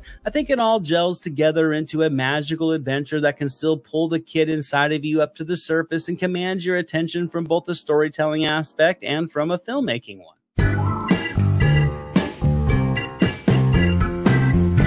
Now, this next forgotten thriller is admittedly silly in premise as a group of teenagers devise an improbable plan to break into a North Korean prison to rescue their Navy SEAL fathers, and Ferdinand Fairfax, The Rescue from 1988, starring Kevin Dillon, Ned Vaughn, Mark Price, Kristen Harnos, and James Cronwell. There is no denying The Rescue is a movie that plays much better if you already do have some fondness for it from your childhood. It's one of those movies that kids can see themselves as adults in, and with that in mind, this movie is a charming mashup of like Red Dawn with Toy Soldiers meets Tom Clancy. If you are watching for the first time, then there is more than a moderate suspension of disbelief needed for a plot revolving around a group of kids who break into North Korea to rescue their fathers. This is another one of those movies that I think plays like a Saturday morning cartoon where 10 to 15-year-old boys can envision themselves saving the day in a grown-up world. There's a lot of action in The Rescue, and while the writing may be a bit campy and cheesy and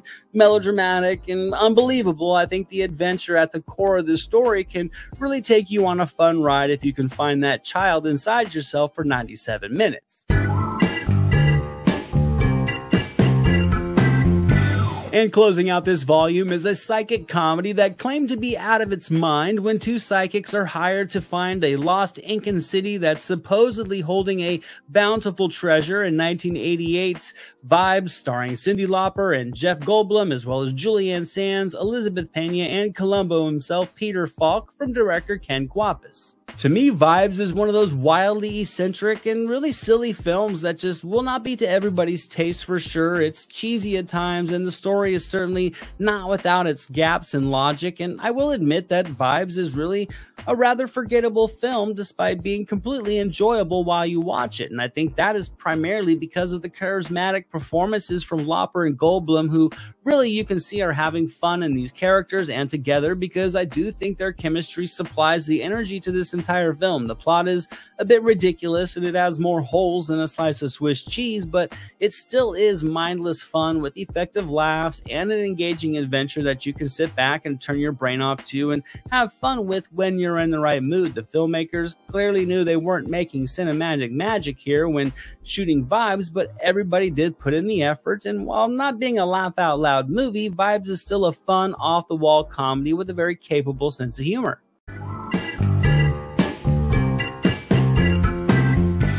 I'm kicking this volume off with a little forgotten comedy from 1982 about a soft-hearted morgue attendant who, with the convincing of his fast-talking coworker, begins running a prostitution ring out of the morgue they work in Ron Howard's Night Shift, starring the Fonz, Henry Winkler, Michael Keaton, and Shelley Long. This movie is actually far from as raunchy as you would expect it to be from the plot. It is a clever little comedy that I do think thrives on the performances from both Henry Winkler and, in particular, from Michael Keaton, who I absolutely think steals the show as the fast-talking and always amusing Bill Blazejowski. Ron Howard's direction is pretty good overall. He is able to pull a ton of laughs from this premise, and sure, some of its themes are a bit dated, but that's kind of to be expected. Overall, though, Night Shift is really carried by a trio of comical performances, with Shelley Long coming in to leave her imprint on the film as well. Winkler was still on Happy Days as the Fonz when this movie came out, so it's actually kind of cool to see him play against character, and I will admit the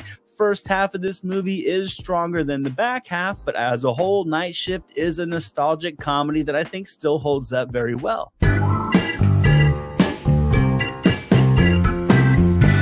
Now, this next movie could possibly be the most forgotten film in this entire series. It's a comedic allegory that follows a bushman who sets out on a journey for civilization and discovers much more than he could have ever imagined. In 1980's The Gods Must Be Crazy from director Jamie Weiss, starring Nick Sal, Marius Myers, and Sandra Prinsloo. Now, few films are as unique to their own as I think The Gods Must Be Crazy is. It's a genuinely humorous movie about a man who ventures into civilization with his empty soda bottle. The comedy is clever, and overall, I think this is a smartly written story that can really lure you in and capture your imagination before you know it. The performances surely are raw, and at times they are a bit unorthodox as well, yet I think it's all kind of perfect for the needs of this movie that plays like a silly comical farce, but actually lines itself with a lot of subtext. I remember my aunt and uncle were watching this one when I was a kid, and it absolutely pulled me in, so much so that really all these years and all these movies later, I can still remember seeing it for the first time. There was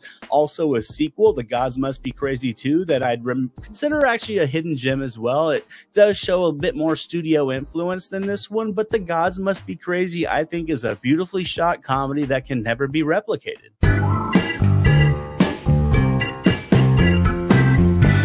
This next action crime drama has gained a cult following over the years. It's centered on a new teacher who arrives at a lawless high school and will teach the class the most dangerous lesson of all, in Mark L. Lester's Class of 1984 from 1982, starring Perry King, Marie Lynn Ross, Timothy Van Patten, Roddy McDowall, and Michael J. Fox. Admittedly, this next crime drama may not be to everybody's taste. It certainly is a product of its time. It's really a gritty and crass and at times vulgar journey of a teacher battling this group of students from hell. It's far from a perfect film, and it is excessive with its tropes and with the creation of its character personality types, but at the same time, Class of 1984 is a film that can pull you in and have you feeling uneasy and on edge at times as this teacher just goes full-on vigilante mode, and the result, I think, is an effective blend of drama, action with spots of horror and unintentional humor at times as well. That's just surprisingly engaging as a piece of cinema's past. The performance from Perry King as the teacher is pretty good. He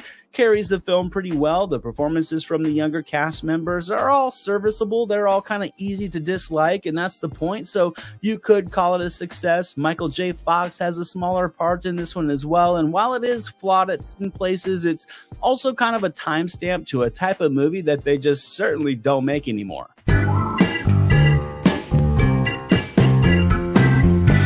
This next early 80s raunch-com is filled with mountain hijinks as skiers head out to California to compete for the championship in a comedy that skis its buns off in 1983's Hot Dog the Movie from Peter Markle, starring David Naughton, Patrick Hauser, Tracy Smith, and Shannon Tweed. Considered to be the most financially successful ski movie of all time, Hot Dog the Movie is filled with a lot of sex, a lot of raunchy jokes, and alcohol-infused humor that is certainly insulated with a lot of dated stereotypes, but I gotta say, the unabashed charisma that's just fueled by the jovial atmosphere of this admittedly one-dimensional plot is more than fun enough to take a ride back in time to the era of the raunch-com when it was really coming into its own. Between all the gratuitous nudity and full-throttle silliness is a film that's able to capture the skiing culture during the era, and while the performances are far from precise, they are able to fill the story with plenty of likable characters. David Naughton really does cement the cast. He's always really looked like Harold Ramis to me during this time of his life, and yes, this movie does have spots that fall flat, and it does force the nudity to kind of mask over a weak plot, but regardless, it's a relic of cinema's past as well. And when the music is pumping and the characters are hitting the slopes, Hot Dog is just pure mindless 80s fun.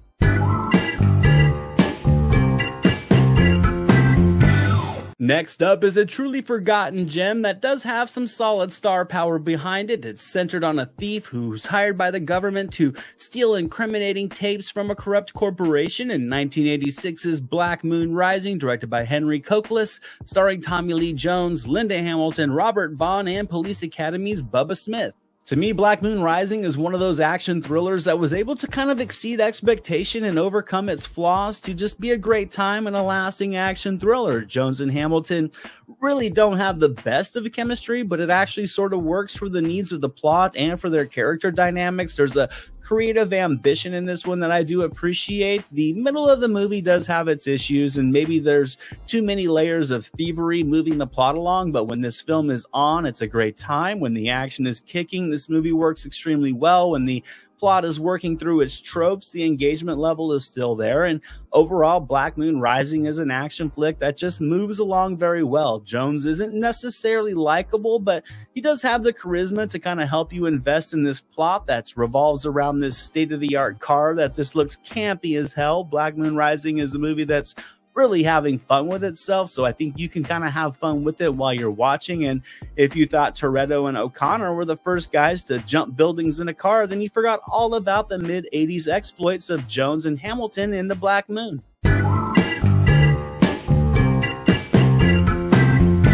Some of you may have heard of this next little comedic gem from 1989. It's centered around George, a normal guy with an incredible imagination who becomes the manager of a local TV station that he will ultimately catapult to success in Jay Levy's UHF, starring Weird Al Yankovic, Michael Richards, Victoria Jackson, and Fran Drescher. This is absolutely another one of those films that will not be to everybody's taste. However, if you like slapstick and ultra silly humor, then UHF is a true gem of the genre and from the late 80s, as it just rode the population of Weird Al Yankovic. The pace is steady and its plot is just enough to string all the comedic bits together into something that can actually make sense. Now, none of the humor in these types of movies hits 100%, but I would say that much more of the humor does work, which is able to kind of outshine some of the sight gags that fall flat. Plus, UHF, I think, has a strong comedic cast at its disposal. Outside the cameos, you get Michael Richards from Seinfeld coming in to deliver a fantastically absurd performance. Fran Drescher is humorous as well, as are others in this ensemble, and there's just I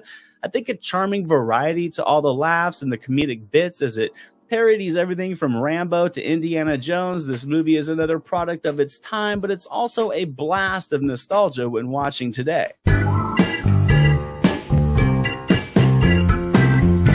Coming up next is, I think, the first true biopic to make this series. This one explores the life of scientist Dian Fossey, who studied and fought to protect the vanishing mountain gorillas of Africa, and Michael Apted's Gorillas in the Mist from 1988, starring Sigourney Weaver, Brian Brown, and Julie Harris. I would consider this to be the most well-rounded film in this volume. It's really an emotionally gripping look at a woman who just devoted her entire life to kind of saving the gorillas of Africa, and with strong direction and cinematography, I think you're absolutely pulled from the couch and just taken deep into the jungles with this film and with these characters. Now, as a biopic, there are some flaws. At the time of its release, the main issues from critics was the lack of exploration of who Dian Fossey actually was, as well as noticeable inaccuracies in the depiction of this person. However, this is a film, it's not a documentary, and from that perspective, Gorillas in the Mist is a film that can capture your heart and absolutely have you invested in the saga of this woman who I think is portrayed through a world-class performance from Sigourney Weaver. I'd have to think about it for a minute when thinking if this is Weaver's best performance, but she without question pours herself into the role, and when she's on the screen, she is commanding your attention in this film that still holds up all these years later.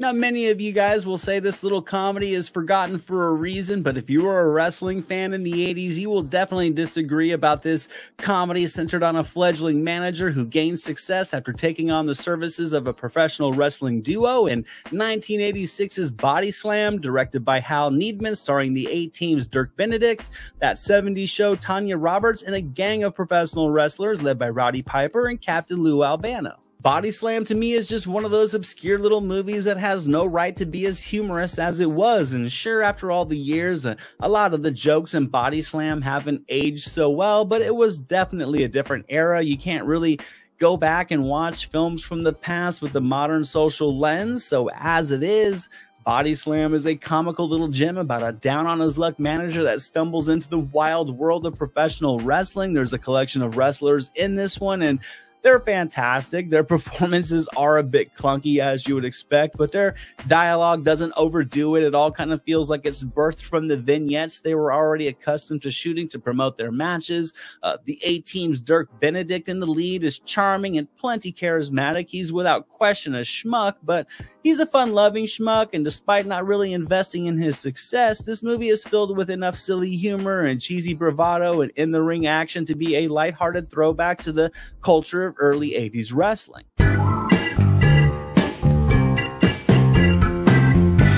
This next movie is an ultra-gritty crime thriller about a rogue homicide detective who seeks out a serial killer in Hollywood, and Cop from 1988, directed by James B. Harris, starring James Woods, Leslie Ann Warren, Charles Durning, Charles Hayde, and Raymond J. Barry. To me, Cop is certainly a movie that I think gets overlooked when talking about well-crafted, gritty, and unrelenting cop thrillers. I think James Woods delivers a top-notch performance as a rogue cop. He doesn't really care about right and wrong. All he cares about is his objective, and in Cop, that objective is catching a sadistic serial killer. And to catch a criminal, you need to think like one and have similar tendencies and be willing to take it to the edge, all of which Woods delivers with his performance, in addition to just a determined veracity that kind of helps you overlook his flaws. The pace is methodical, it's foreboding, and I think it results in a gripping neo-noir film with kind of a modern edge to it. The direction is impressive, the supporting cast is effective, the scoring heightens the mood with ease, and when all these pieces are put together, the result is a compelling thriller and one of Woods' most underrated performances.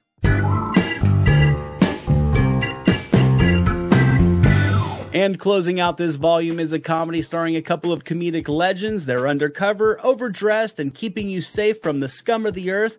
John Candy and Eugene Levy are security guards new on the job in 1986's Armed and Dangerous, directed by Mark L. Lester, also starring Meg Ryan, Robert Loggia, and Brian James. This was a movie that never really caught on when it was released, but it was one that gained a bit of a cult following over the years. It does have some flaws. Director Mark Lester even admitted he wasn't familiar with filming comedians and that there was a big differing focus between Candy and Levy, who wanted to make this funny, with Lester, who was kind of trying too much to make it an action-heavy movie. This was originally intended to be a Dan Aykroyd, John Belushi movie, but I still think Candy and Levy are surprisingly hilarious together. Armed and Dangerous is just really a full-speed, silly comedy, and with a plot that's more than serviceable for seeding humor and two capable comedic talents in the lead, I think the laughs that this movie provides more than outshine some of its weaker moments. I think Candy and Levy have a great chemistry together, and it more than carries the humor in this forgotten little comedy that had its share of production hurdles.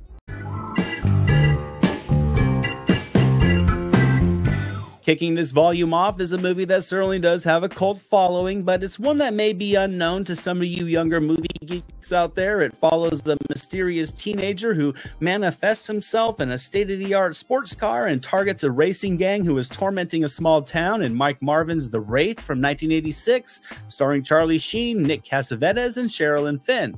To me, The Wraith is a wild blend of concepts mashed up into a film that certainly does have its flaws, but one that still is able to overcome them to deliver a campy ride of fun. There's no denying some of the cheesiness in this movie, but that's sort of the point when the plot revolves around a supernatural teenager and his magical car. The performances are pretty good overall. I think Charlie Sheen does carry the lead well. Nick Cassavetes is just hilariously over the top as the leader of the street racing crew, and Sherilyn Fenn is charming as the love interest. The Wraith is also lined with an awesome 80s rock soundtrack with songs from names like Ozzy Osbourne and Billy Idol and Motley Crue and more. The chase sequences, I think, are adrenaline pumping, and sure, the violent tones are a bit uneven in this story, but it still just blends together into a cinematic cocktail of 80s B-movie fun, complete with nostalgic digital effects that you just can't help but appreciate.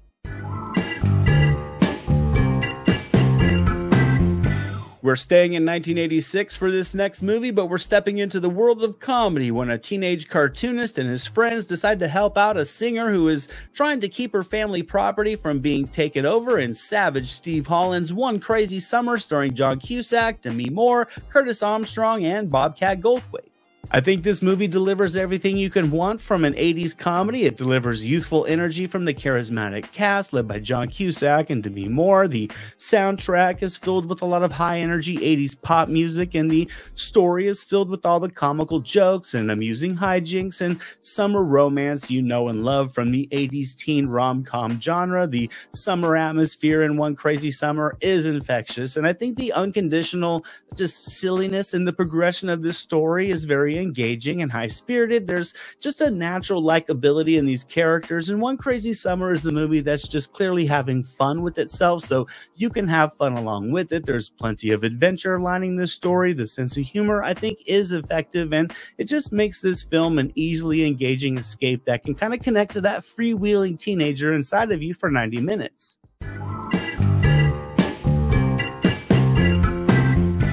Now, this next movie probably delivers one of the most unique adventures in this series when a test pilot is miniaturized and accidentally injected into the body of an everyday grocery store clerk in Joe Dante's Inner Space from 1987, starring Martin Short, Meg Ryan, and Dennis Quaid. Few films are as magically ridiculous as Inner Space, a film that thrives on a completely unique premise. Having Dennis Quaid's character shrunk and injected into Martin Short is as absurd as it sounds, yet it just somehow still translates into slapstick gold, primarily through the performance from Martin Short. Short's a comedic legend. His physical humor here is fantastic, and I think he gives this movie just a perfect performance for the needs of this plot. The performances from Dennis Quaid and Meg Ryan are solid as well. The pace is pretty swift. This is easily a movie that could have stuck around too long, but it doesn't. It's just a swiftly moving film. It doesn't overuse the same attempts at humor too often, and with a blend of comical dialogue and charismatic characters and great practical effects, and of course Short at full comedic speed, the laughs never stale here, and after all these years, Inner Space is still a one-of-a-kind cinematic ride. Coming up next is, I think, the first animated movie to make this series, but it is a great one that centers on this young Russian mouse who gets separated from his family when they're immigrating to the United States in 1986's An American Tail, directed by Don Bluth, featuring voiceover work from Dom DeLuise, Christopher Plummer, and Philip Blasser. I think An American Tail is a movie that's actually aged better over time. It wasn't too well received upon its release, being dinged for its kind of gloomy story and for spots of its social depictions. The story explores immigration and all the emotional dynamics that can arise from that, which does provide enough substance, I think, to connect to the heartstrings. The voice actors here are all fantastic. They certainly fuse life and energy and layers of emotion into these characters, so you really can invest in this adventure. And sure, it's a little downtrodden for being a kids movie, but a lot of them are nowadays, so it was sort of ahead of its time in that aspect. But I think really what stands out the most with An American Tail is the impressive animation. This film just has an old school vibe to it that I think can kind of, you just can't really get that with computer generated animation these days. And I think the hand-drawn artwork really gives this movie just a lot of depth. It kind of makes it feel lived in, and it just adds to the escape this movie can still provide all these years later.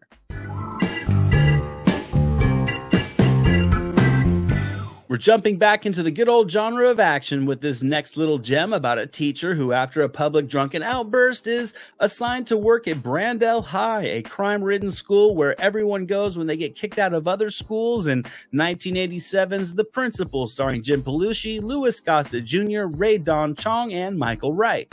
Now, this isn't a movie that really relies on being realistic. This Brandell High kind of makes Thunderdome feel like summer camp, but for the needs of this story, I think it's great for providing a lot of violent action and high energy bravado and moderately effective spots of suspense. I think Belushi delivers just the perfect rough around the edges performance. He really wears his temper on his sleeve in this film, so it's a no-brainer. His character isn't going to take any shit, which I actually think does complement the more controlled and cooler under pressure performance from Gossett Jr. And together, I think they are a great team that is able to kind of carry the pace when the action hits. It's surprisingly violent for being set in a high school. They certainly wouldn't make movies like this anymore. The Substitute franchise would sort of take the spotlight as being the high school thriller genre mainstay, but the principle, I think, is super gritty. It doesn't hold back, and sure, it's a bit over the top in a lot of places, but that's really what makes this movie work so well as just a fun, violent action thriller. Coming up next is one of those childhood adventure flicks that the 80s absolutely loved. This one follows a group of patriotic American boys who befriend a Russian sailor shipwrecked in enemy territory, and Ruskies from 1987, directed by Rick Rosenthal, starring Joaquin Phoenix, Peter Billingsley, Stephen DeSalle, and Whip Hubley. Ruskies is just one of those feel-good and well-intentioned kid adventure flicks that admittedly does work its way through a lot of the tropes in this genre, but is still able to thrive on just the enthusiastic performances from the younger cast. This group of kids is very likable. They aren't necessarily Goonies or Stand By Me level in terms of charisma, but they are more than enough to engage you and have you connected in the just energy of this adventure that really does line itself nicely with a lot of kind-hearted emotion. I think Phoenix and Billingsley and DeSalle and Walters are all really great in their roles. This younger collection of characters really do have a lot of appeal as they befriend this adult Russian sailor. Now, I do think the movie kind of takes itself a bit too seriously in places, particularly from the older cast, as the Cold War implications are overtly cemented. I think this does kind of stretch the runtime a bit longer than it needed to be, but regardless, Ruskies is a lighthearted adventure with a surprisingly compelling plot.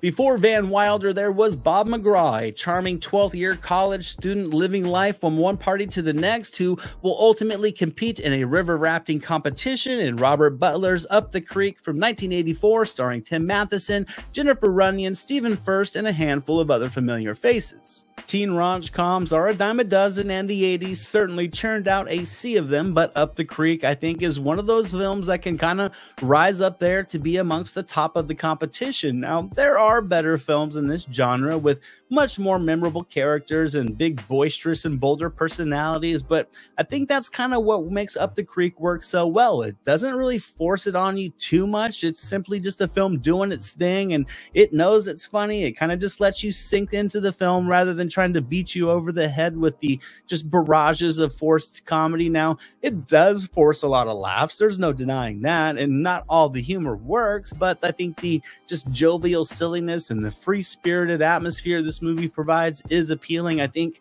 Up the Creek, it just kind of, I don't know, plays like a cool summer party that you walk by and you instantly want to join in on, and with waves of raunchy humor and high energy music and endless amounts of gratuitous nudity, Up the Creek has a film that kind of cements itself in the genre as just being a timeless comedy.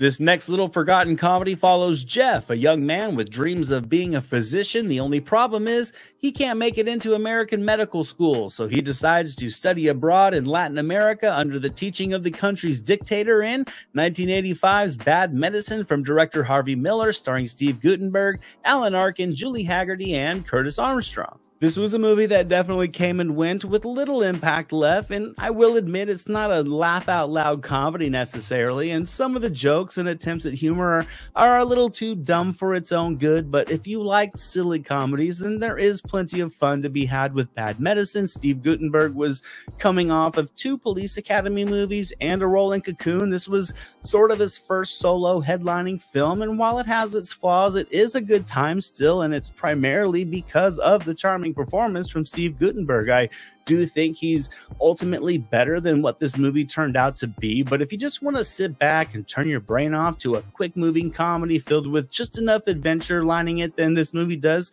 do more things well than it does bad. I mean, Guttenberg would of course be in better films, but Bad Medicine is a lighthearted relic of 80s comedy, and it's still nostalgically fun today. We're taking a huge swing here and moving from silly comedy to the darkness of obsession in this next movie. It's a biopic based on a young aspiring model whose life was tragically cut short by obsession and rage and jealousy in Star 80 from 1983, starring Mariel Hemingway, Eric Roberts, and Cliff Robertson, directed by Bob Fosse in what would be his final film before his passing in 1987. Now, Star 80 is definitely one of those movies that doesn't have a ton of rewatch value, and that isn't because it isn't good, because overall it is an excellently assembled film, but this story really does go to some dark places, and it does so with a very raw and intimate and unsettling exploration of just obsession and manipulation and jealousy and just deep-seated abuse. This is a movie that really does make you feel uncomfortable, but I think the performances will grab you and pull you in. Mariel Hemingway is amazing as Dorothy Stratton. She, I think, delivers the full spectrum of emotion, and Eric Roberts also is fantastic with just a real master class in acting, with just a sadistic performance that I think will stick with you long after the end credits roll. I think the direction creates really an intimate atmosphere, so you can truly feel the foreboding tension of the evil that is to come. You will most certainly be emotionally exhausted after seeing Star 80, and you may never want to watch it again, but it's also a forgotten piece of well-crafted 80s cinema.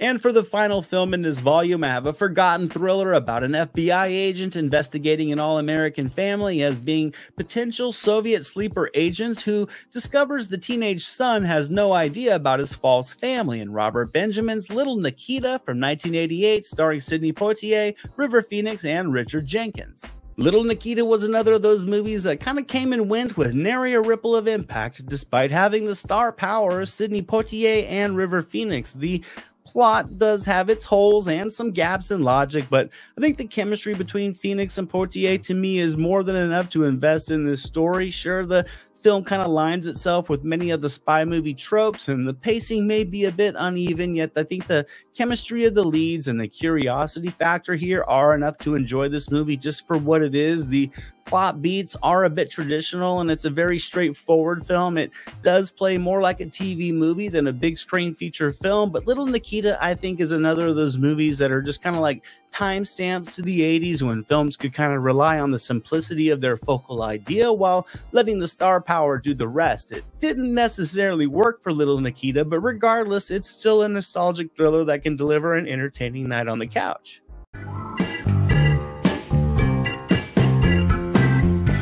Kicking this volume off is an action-adventure comedy about a couple of down-on-their-luck fortune hunters who are hoping to cash in on a hoard of gold in J. Lee Thompson's Firewalker from 1986, starring Chuck Norris, Louis Gossett Jr., Melody Anderson, and Will Sampson. This treasure hunting movie didn't really strike gold at the box office, and it was dinged heavily for feeling like a derivative mashup of Raiders of the Lost Ark with Romancing the Stone, but I contend that Firewalker is a great time, and I think it's primarily due to the just charming and comical chemistry between Norris and Gossett Jr. Now, Gossett Jr. wasn't necessarily known for comedy, but he was a very versatile actor, so he delivers the charisma needed for this role with ease. Norris certainly is out of character in this performance, and despite weaving his action in whenever he can, he is a little bit stiff in places. However, overall, I do think he brings this movie an effective comical energy. It's certainly a by-the-numbers adventure plot, but it still delivers a ride that's filled with loads of action and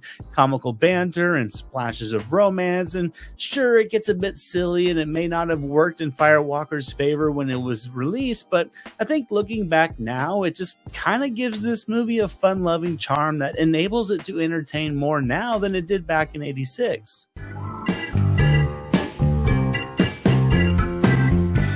We're jumping from adventure over to comedy for this next film about a teenage girl who just wants to be a journalist but feels she's being discriminated against. So, while her parents are out of town, she cuts off her hair, she changes her wardrobe, and enrolls at a rival school as a boy in 1985's Just One of the Guys, directed by Lisa Gottlieb, starring Joyce Heiser, Clayton Ronner, Billie Jane, William Zadka, and Sherilyn Fenn. Admittedly, this movie does flow effortlessly through all the teen comedy tropes from the era in terms of plot points and character arcs, but I don't think it gets in the way of the fun this movie delivers. I think the performances are filled with a lot of energy and tons of charisma. I think Heiser really is great in the lead. She's comical, she feels sincere, and I think her chemistry with Billy Jacoby is just perfect for their sibling dynamic. I really love their scenes together, and sure, this movie's focal attempts at humor are all related to the gender swap concept, but I still think there's a charming sense of humor in the writing overall. Just One of the Guys kind of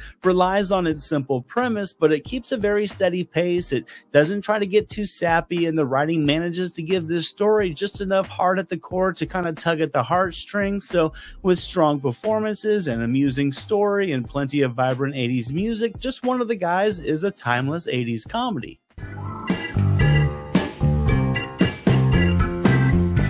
We're going to stick in the genre of comedy for this next film. It's based on the radio and TV series of the same name, and it follows the crime-solving exploits of LAPD Sergeants Joe Friday and Pep Streebek in 1987's Dragnet, directed by Tom Mankiewicz, starring Tom Hanks, Dan Aykroyd, Christopher Plummer, Harry Morgan, and Dabney Coleman. This was another movie that was criticized a lot when it was released. It did very well at the box office, but some scoffed at the modernization of the source material. Yet despite all of that, I think Dragnet is a hilarious action comedy that focuses heavily on the comedy. Now, the pagan angle of the story may not work for everybody. It is a bit out there, but I think it helps give this film a bizarre energy that just kind of ramps up the oddities of this adventure. I think Aykroyd delivers just a masterclass performance in comedy, feeling like he was born for this just crisp and dry performance. I think Hanks also dives nicely into his comedic roots as well, and together they're just a world-class comedic 1-2 punch. And sure, some of the jokes try a bit too hard and some of the story angles get a bit too wild, but I can appreciate the swing this movie took and just not wanting to rely on the nostalgia, but instead relying on the just comedic brilliance of its two leads. And for that aspect, I think this silly little comedy still entertains very much today.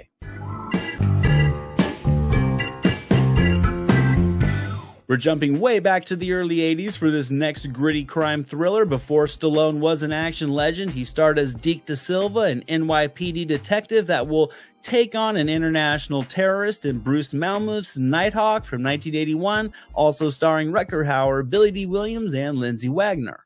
Now, Stallone had already done Rocky, but he was far from the global icon that he would become when Nighthawks was released, and he never really would do another film quite like this until maybe I Can See You in 2002, but as it stands, Nighthawks holds up fantastic. It's a well-crafted, gritty, neo-noir cop thriller with a very methodical pace, and New York serving as the perfect playground for a cop chasing an international terrorist.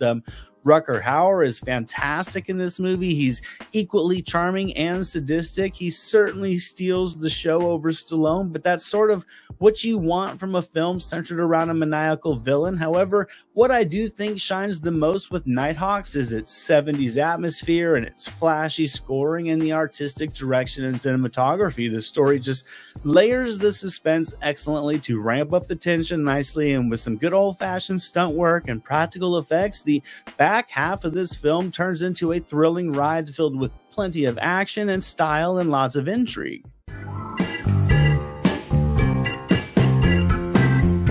From the early 80s, we're going to jump all the way to the late 80s for this martial arts action flick that admittedly does have a solid cult following. It centers on a group of the U.S.'s top fighters who will have to overcome their differences to team up against a South Korean team in a Taekwondo tournament in 1989's The Best of the Best, starring Eric Roberts, James Earl Jones, Sally Kirkland, Chris Penn, and many others. Now, I will admit this isn't a movie I'm extremely high on. I do enjoy it as a late 80s martial arts action romp, but I certainly don't love it as much as most people do. The story, I think, is solid, it's straightforward, and it's familiar. I also think the action showcases a buffet of effective fight choreography, but to me, the casting is just a bit off. I love Eric Roberts, don't get me wrong, but he just didn't really work for me in this movie. He kind of makes the film just a bit too laughable during his most emotionally driven moments, and despite being a fine actor, he's just not the best of the best for this movie, and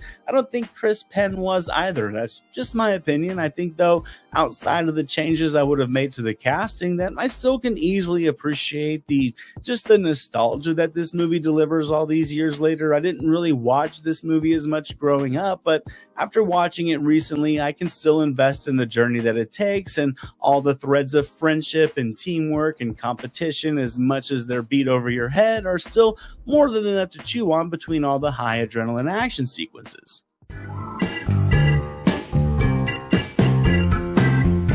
We're stepping back in time 1 year to this next forgotten sci-fi action thriller. Years after making contact with aliens, a quarantine procedure has been implemented which allows aliens to integrate themselves into human society. In 1988's Alien Nation, starring James Caan, Mandy Patinkin, Terrence Stamp, and Peter Jason. This little movie would spawn a TV series that would run from 89 to 90, and it takes the traditional cop thriller and kind of drops it into a world blended with humans and aliens. Now, this movie definitely leans heavier into the cop thriller tropes than it does trying to explore the science fiction of it all, and I actually like that. I like how this movie kind of feels like the others I've seen, yet just has a twist that kind of makes it feel like something completely new. I think James Caan and Mandy Patinkin are great in the leads. I think Caan plays the tough as nails detective that we've seen before to a T, just kind of making the role his own. And Patinkin brings life to his role behind all the makeup as the alien who teams up with this bristly cop to solve a murder. I think Alien Nation admittedly goes through the genre motions, but it also delivers just a gritty visual atmosphere and feels like a futuristic look at our world. Some of the aliens in society humor is kind of amusing as well. The action is gritty and violent, and the scoring is very well done as well. The performances are strong, and this movie overall just puts all its pieces together to deliver a great ride.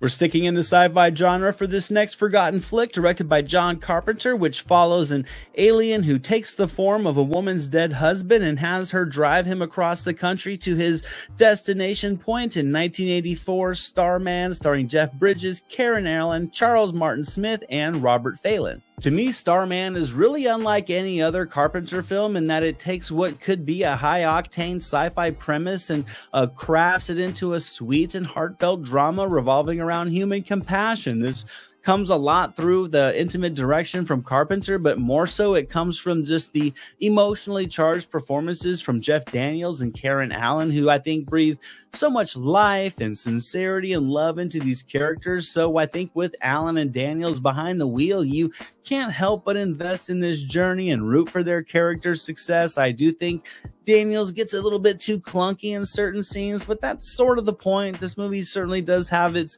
overly sappy moments, but for the most part, I think Carpenter keeps it surprisingly grounded and with strong scoring and fun, campy visual effects and an endearing amount of heart at the core of the story. Starman still holds up as a true hidden gem from the 80s. Next up, I have a time period comedy about organized crime that has never been so disorganized, when an everyday guy in the 1930s is forced into a life of crime to support his mother's skyrocketing medical bills. In 1984's Johnny Dangerously, starring Michael Keaton, Joe Piscopo, Danny DeVito, Maureen Stapleton, and Peter Boyle. This is another of those mid-80s comedies that kind of just came and went with little impact left, and it was actually kind of scoffed at for the dumb tone of its humor, but I actually think that dumb humor is perfect for the needs of this silly story and all the eccentric characters that fill it. And sure, there are a lot of dumb jokes and sexual innuendo and sight gags, but that isn't to say that Johnny Dangerously still doesn't have a clever sense of humor fueling it all. The Direction from Amy Heckerling, I think, is very effective. The movie keeps a very fast pace, and the performance from Keaton is really just top notch for this amusing character. Keaton has great comedic timing in this role. He's really putting in the energy into the part. I think it gives this film just the true charismatic lead that it needs. And with other names like Henner and Piscopo and DeVito and DeLuise, there is no shortage of comically skilled actors that I think are all able to kind of elevate spots of writing that aren't as naturally effective. And when all is said and done, Johnny Dangerously is a hilarious 80s hidden gem.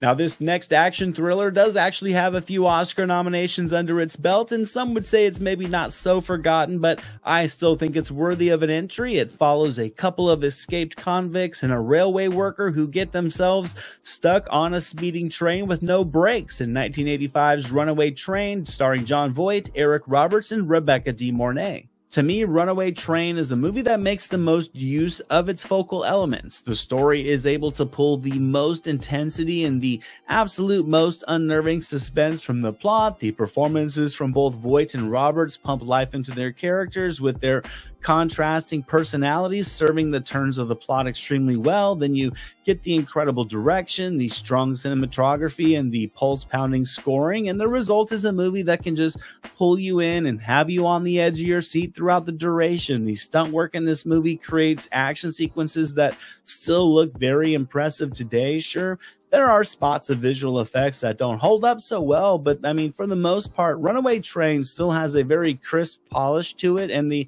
performances from Voight and Roberts and De Mornay can still grab your attention and capture your imagination as this train races down the tracks with no brakes to true cinematic appeal.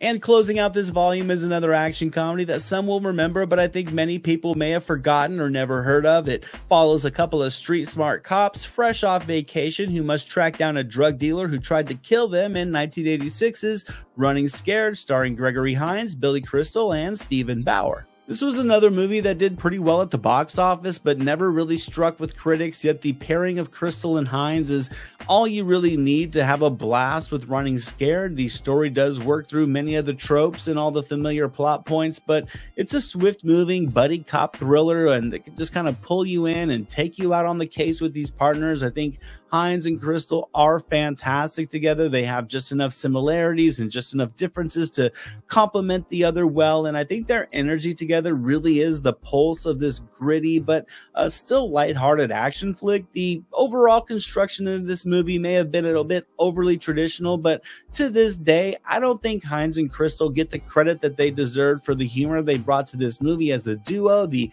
music is upbeat, the action is nice and violent. Crystal and Hines are like peanut butter and jelly, and Running Scared is a true 80s hidden gem.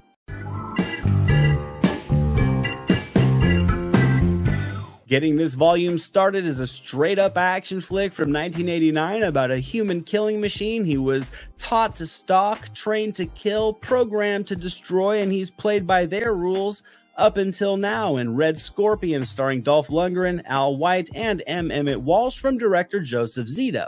Whatever happened to Ivan Drago after losing to Rocky Balboa in front of his home country of Russia on Christmas?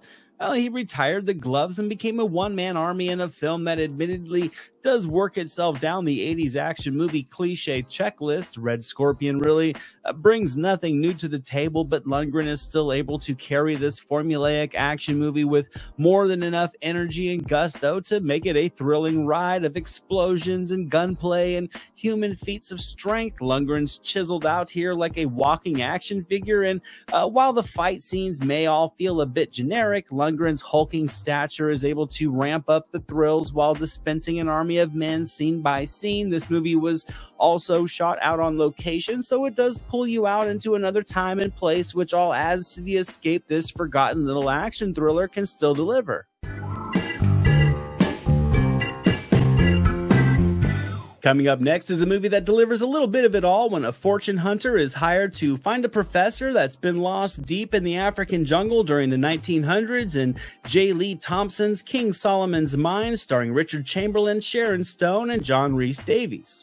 King Solomon's Mines was a product of Canon Films, which wanted to clearly jump on the adventure film wave after the massive success of Raiders of the Lost Ark. Now, this movie clearly aims to amplify the humor because it's almost a parody of the genre, so it's natural. Some of the jokes do come off cheesy, as do some of the directions the story goes, but if you just want to sit back for a time period international adventure that leans more into the laughs than it does compelling journey layers, then King Solomon's Mines is a riot of action and mindless humor. I think Chamberlain and Stone, they are a capable duo. They don't really light the screen on fire together, but they do carry the film effectively enough to take the ride with their characters. Critics really did hate this movie, and I'll admit the film should have leaned much more into the slapstick humor, so its intentions were more clear. And sure, this one isn't as good as the Indiana Jones movies or the Romancing the Stone films in terms of treasure hunting adventures, but it still provides enough fun for a fun family night at home with a movie.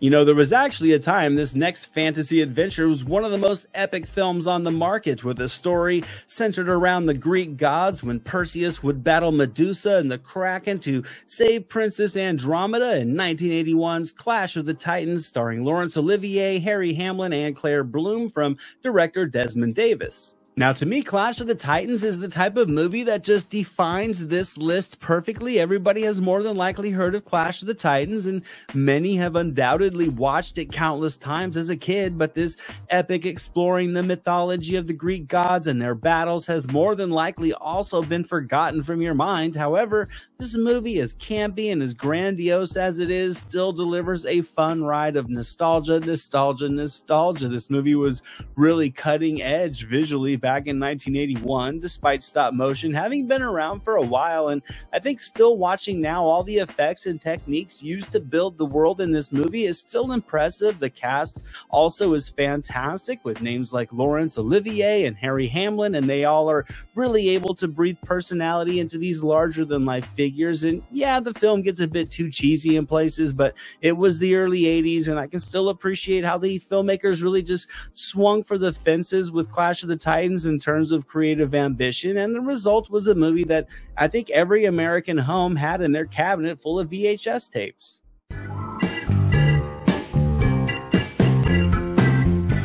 We're jumping into the genre of comedy for this next little forgotten gem about a trio of punk lovers who experience deathly but comical adventures when they decide to move out to Los Angeles in 1987's Dudes, starring John Cryer, Daniel Roebuck, and Flea from the Red Hot Chili Peppers, from director Penelope Spheris. The 80s was known for pumping out some of the strangest films in cinematic history, and to me, one of them that would be at the top of the list is Dudes from 1987, a punk rock western comedy that I really can appreciate for going all in on its wild humor. The movie does get a little dumb in places even for its time, but Dudes is a comedy that really succeeds more than it fails. It's a road trip comedy with just non-stop absurdist humor, ridiculous scenarios, and bursts of amusing action, all of which just blends with the high energy music to make this little indie movie a great time for those wanting to just have a mindlessly eccentric escape with the film. The performances overall are pretty solid. The chemistry between the cast is effective as well, and there are plenty of little side characters popping in to really keep the pace moving nicely. Not everything in Dudes works, and its lack of budget does show itself in places, but overall, I really do appreciate the movie for the wildly dark but still kind of lighthearted adventure that it manages to deliver. This next psychological thriller stars a legend, and it would follow a rogue cop who chases a serial killer until he becomes the hunted in 1984's Tightrope, starring Clint Eastwood, who also co-directed this one alongside Richard Tuggle, with Allison Eastwood, Dan Hedaya, and Genevieve Bujold filling out the focal cast. To me, Tightrope is really one of Eastwood's more overlooked movies. It's like Dirty Harry meets a psychological thriller, and I think seeing Eastwood's character just spiral into the darkness of this case is still a very foreboding and ominous journey all these years later. And this one, I think Eastwood's really able to kind of expand on his Dirty Harry role without having to over-rely on the macho bravado, and I think it's really great for the needs of this gritty serial killer flick because he just feels more grounded and more sincerely determined. This is also a movie that very much lurks in the shadows. It keeps you feeling uneasy while watching, and with a nicely layered story, it's really able to weave a compelling murder mystery. The tension also, I think, is able to kind of elevate evenly throughout, resulting in a satisfying final act. And sure, Eastwood has delivered many flashier films with higher levels of gusto, but Tightrope is the perfect movie for a rainy night at home with the lights off and a bowl of popcorn.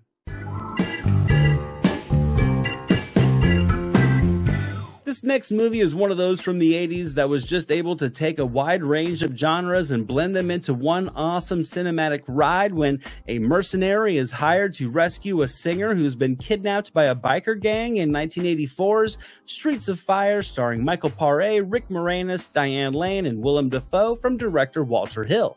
This is another of those movies to make the list that is without question one of a kind, as Streets of Fire takes the vibe and tone of an 80s musical and kind of drops it into the world of an 80s action flick. And while the juxtaposition of genres are just polar opposites, somehow Walter Hill is really able to just make it all work. He blends it into a neo-noir film filled with grittiness and seduction and bizarre intrigue. The performances are pretty raw, but I think it works for the needs of these bold and eccentric characters. The story, it is what it is. It's nothing incredibly compelling, but it's more than enough to connect the vibrant music with all the violent action to, I think, create a truly unique cinematic experience. A young Willem Dafoe comes in to deliver a menacing performance, and while the lead actor, played by Michael Paré, does feel a little bit flat, I don't think it hinders the overall entertainment that this movie can provide. And with just the detailed production design and just the skilled direction from Walter Hill and everything else going on in this movie, I think Streets of Fire has a timeless appeal.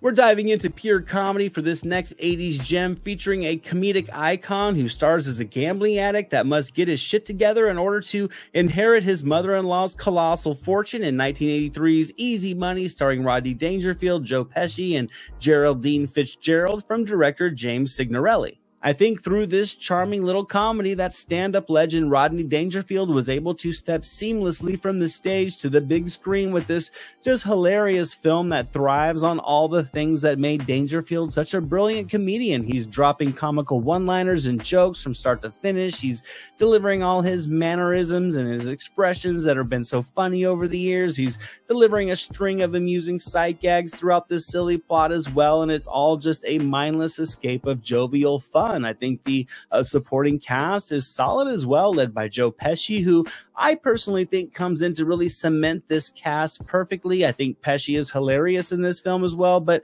also his chemistry with Dangerfield feels very natural, and I think just the acting presence from Pesci overall was perfect for Dangerfield to be able to play off and time his humor from.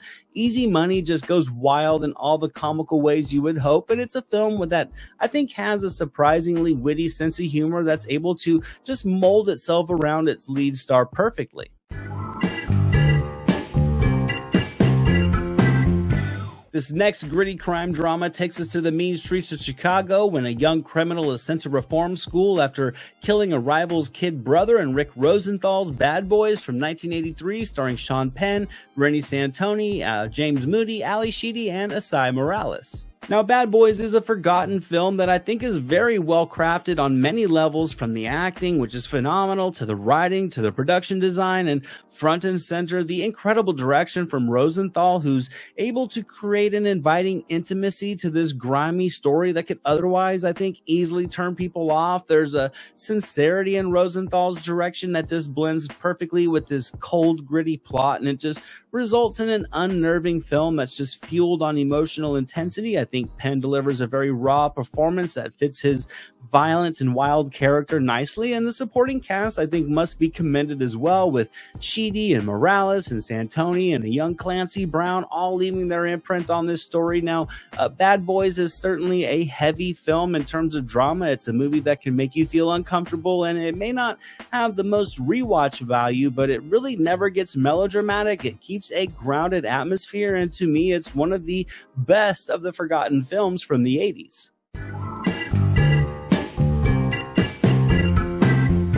This next forgotten gem weaves from action to thrills as it follows a test pilot who flies an experimental helicopter with sinister implications in John Badham's Blue Thunder from 1983, starring Roy Scheider, Warren Oates, Malcolm McDowell, and Daniel Stern. Now, personally, I think Blue Thunder is surprisingly forgotten for as well structured as it is. The story is layered just enough to keep your attention, but it keeps from overthinking it and getting too serious, so the pace is pretty steady. It's part futuristic sci-fi thriller, part steely cop thriller. The direction, the performances, the editing, and the cinematography in Blue Thunder are also top-notch, and it, I think, results in a swiftly moving thriller filled with just thrilling and visually impressive action sequences that are still surprisingly light on the violence. Then you get Roy Scheider in the lead as the veteran cop that just begins to dig deeper for answers, who certainly molds this role around his personality. I think Scheider has this grounded charm, and it works great for this character. It makes him extremely likable and relatable, so you can take on this case and search for answers with him as the state-of-the-art Blue Thunder is dogfighting with other helicopters all over the skies of Los Angeles. Blue Thunder really ramps up the suspense nicely, and it goes out with a satisfying bang that I think still very much delivers all these years later. And closing out this volume and my forgotten 80s movies series is a martial arts action flick that certainly does have a cult following, but one that may be forgotten by many as it follows an American who has mastered the world's most deadliest art in 1984's American Ninja, starring Michael Dudikoff and Steve James. Now, this is a movie that will be known to lovers of 80s action cinema, but I think to the general population, this little gem has potentially been swallowed up by the ocean of other action flicks. The action genre really boomed in the 1980s, and American Ninja, I think, gives you a bit of it all. There's a variety to all the action, from explosive battles to violent gunplay, with, of course, plenty of martial art action. The lead role was originally intended for Chuck Norris, but ultimately would go to Michael Dudikoff, who I admit is pretty strong in the lead, despite reportedly having no martial arts training prior to being cast. I think American Ninja at its core is a full throttle action movie that I think has a very nice blend of camp and grit to it. The practical effects still hold up. The fight choreography is sound enough to create a lasting appeal, and Dudikoff is kicking ass as he should. I think Steve James is a great number 2, and this movie still kind of holds up great as a relic of the genre's past. And that's it for today, guys. That wraps up volume 10 and my forgotten 80s movie series. I hope you guys have enjoyed this ride back into the forgotten shelves of 80s cinema. I thank you guys all so much for watching and for commenting and dropping all of your picks for forgotten 80s movies. The volume of comments was incredible. There were so many awesome movies that you guys all mentioned. So I will be doing one more last encore edition, a viewer selected volume, to kind of give a shout out to as many of you guys as I can for some of the movies that you've picked. So be on the lookout for that volume coming very soon. I hope to see you guys all back for it. And until then, movies never say die. Jack Burton and the Pork Chop Express, and I'm talking to whoever's listening out there. To have a war, you gotta become war. I suppose we have to register you as a lethal weapon. You trying to say Jesus Christ can't hit a curveball?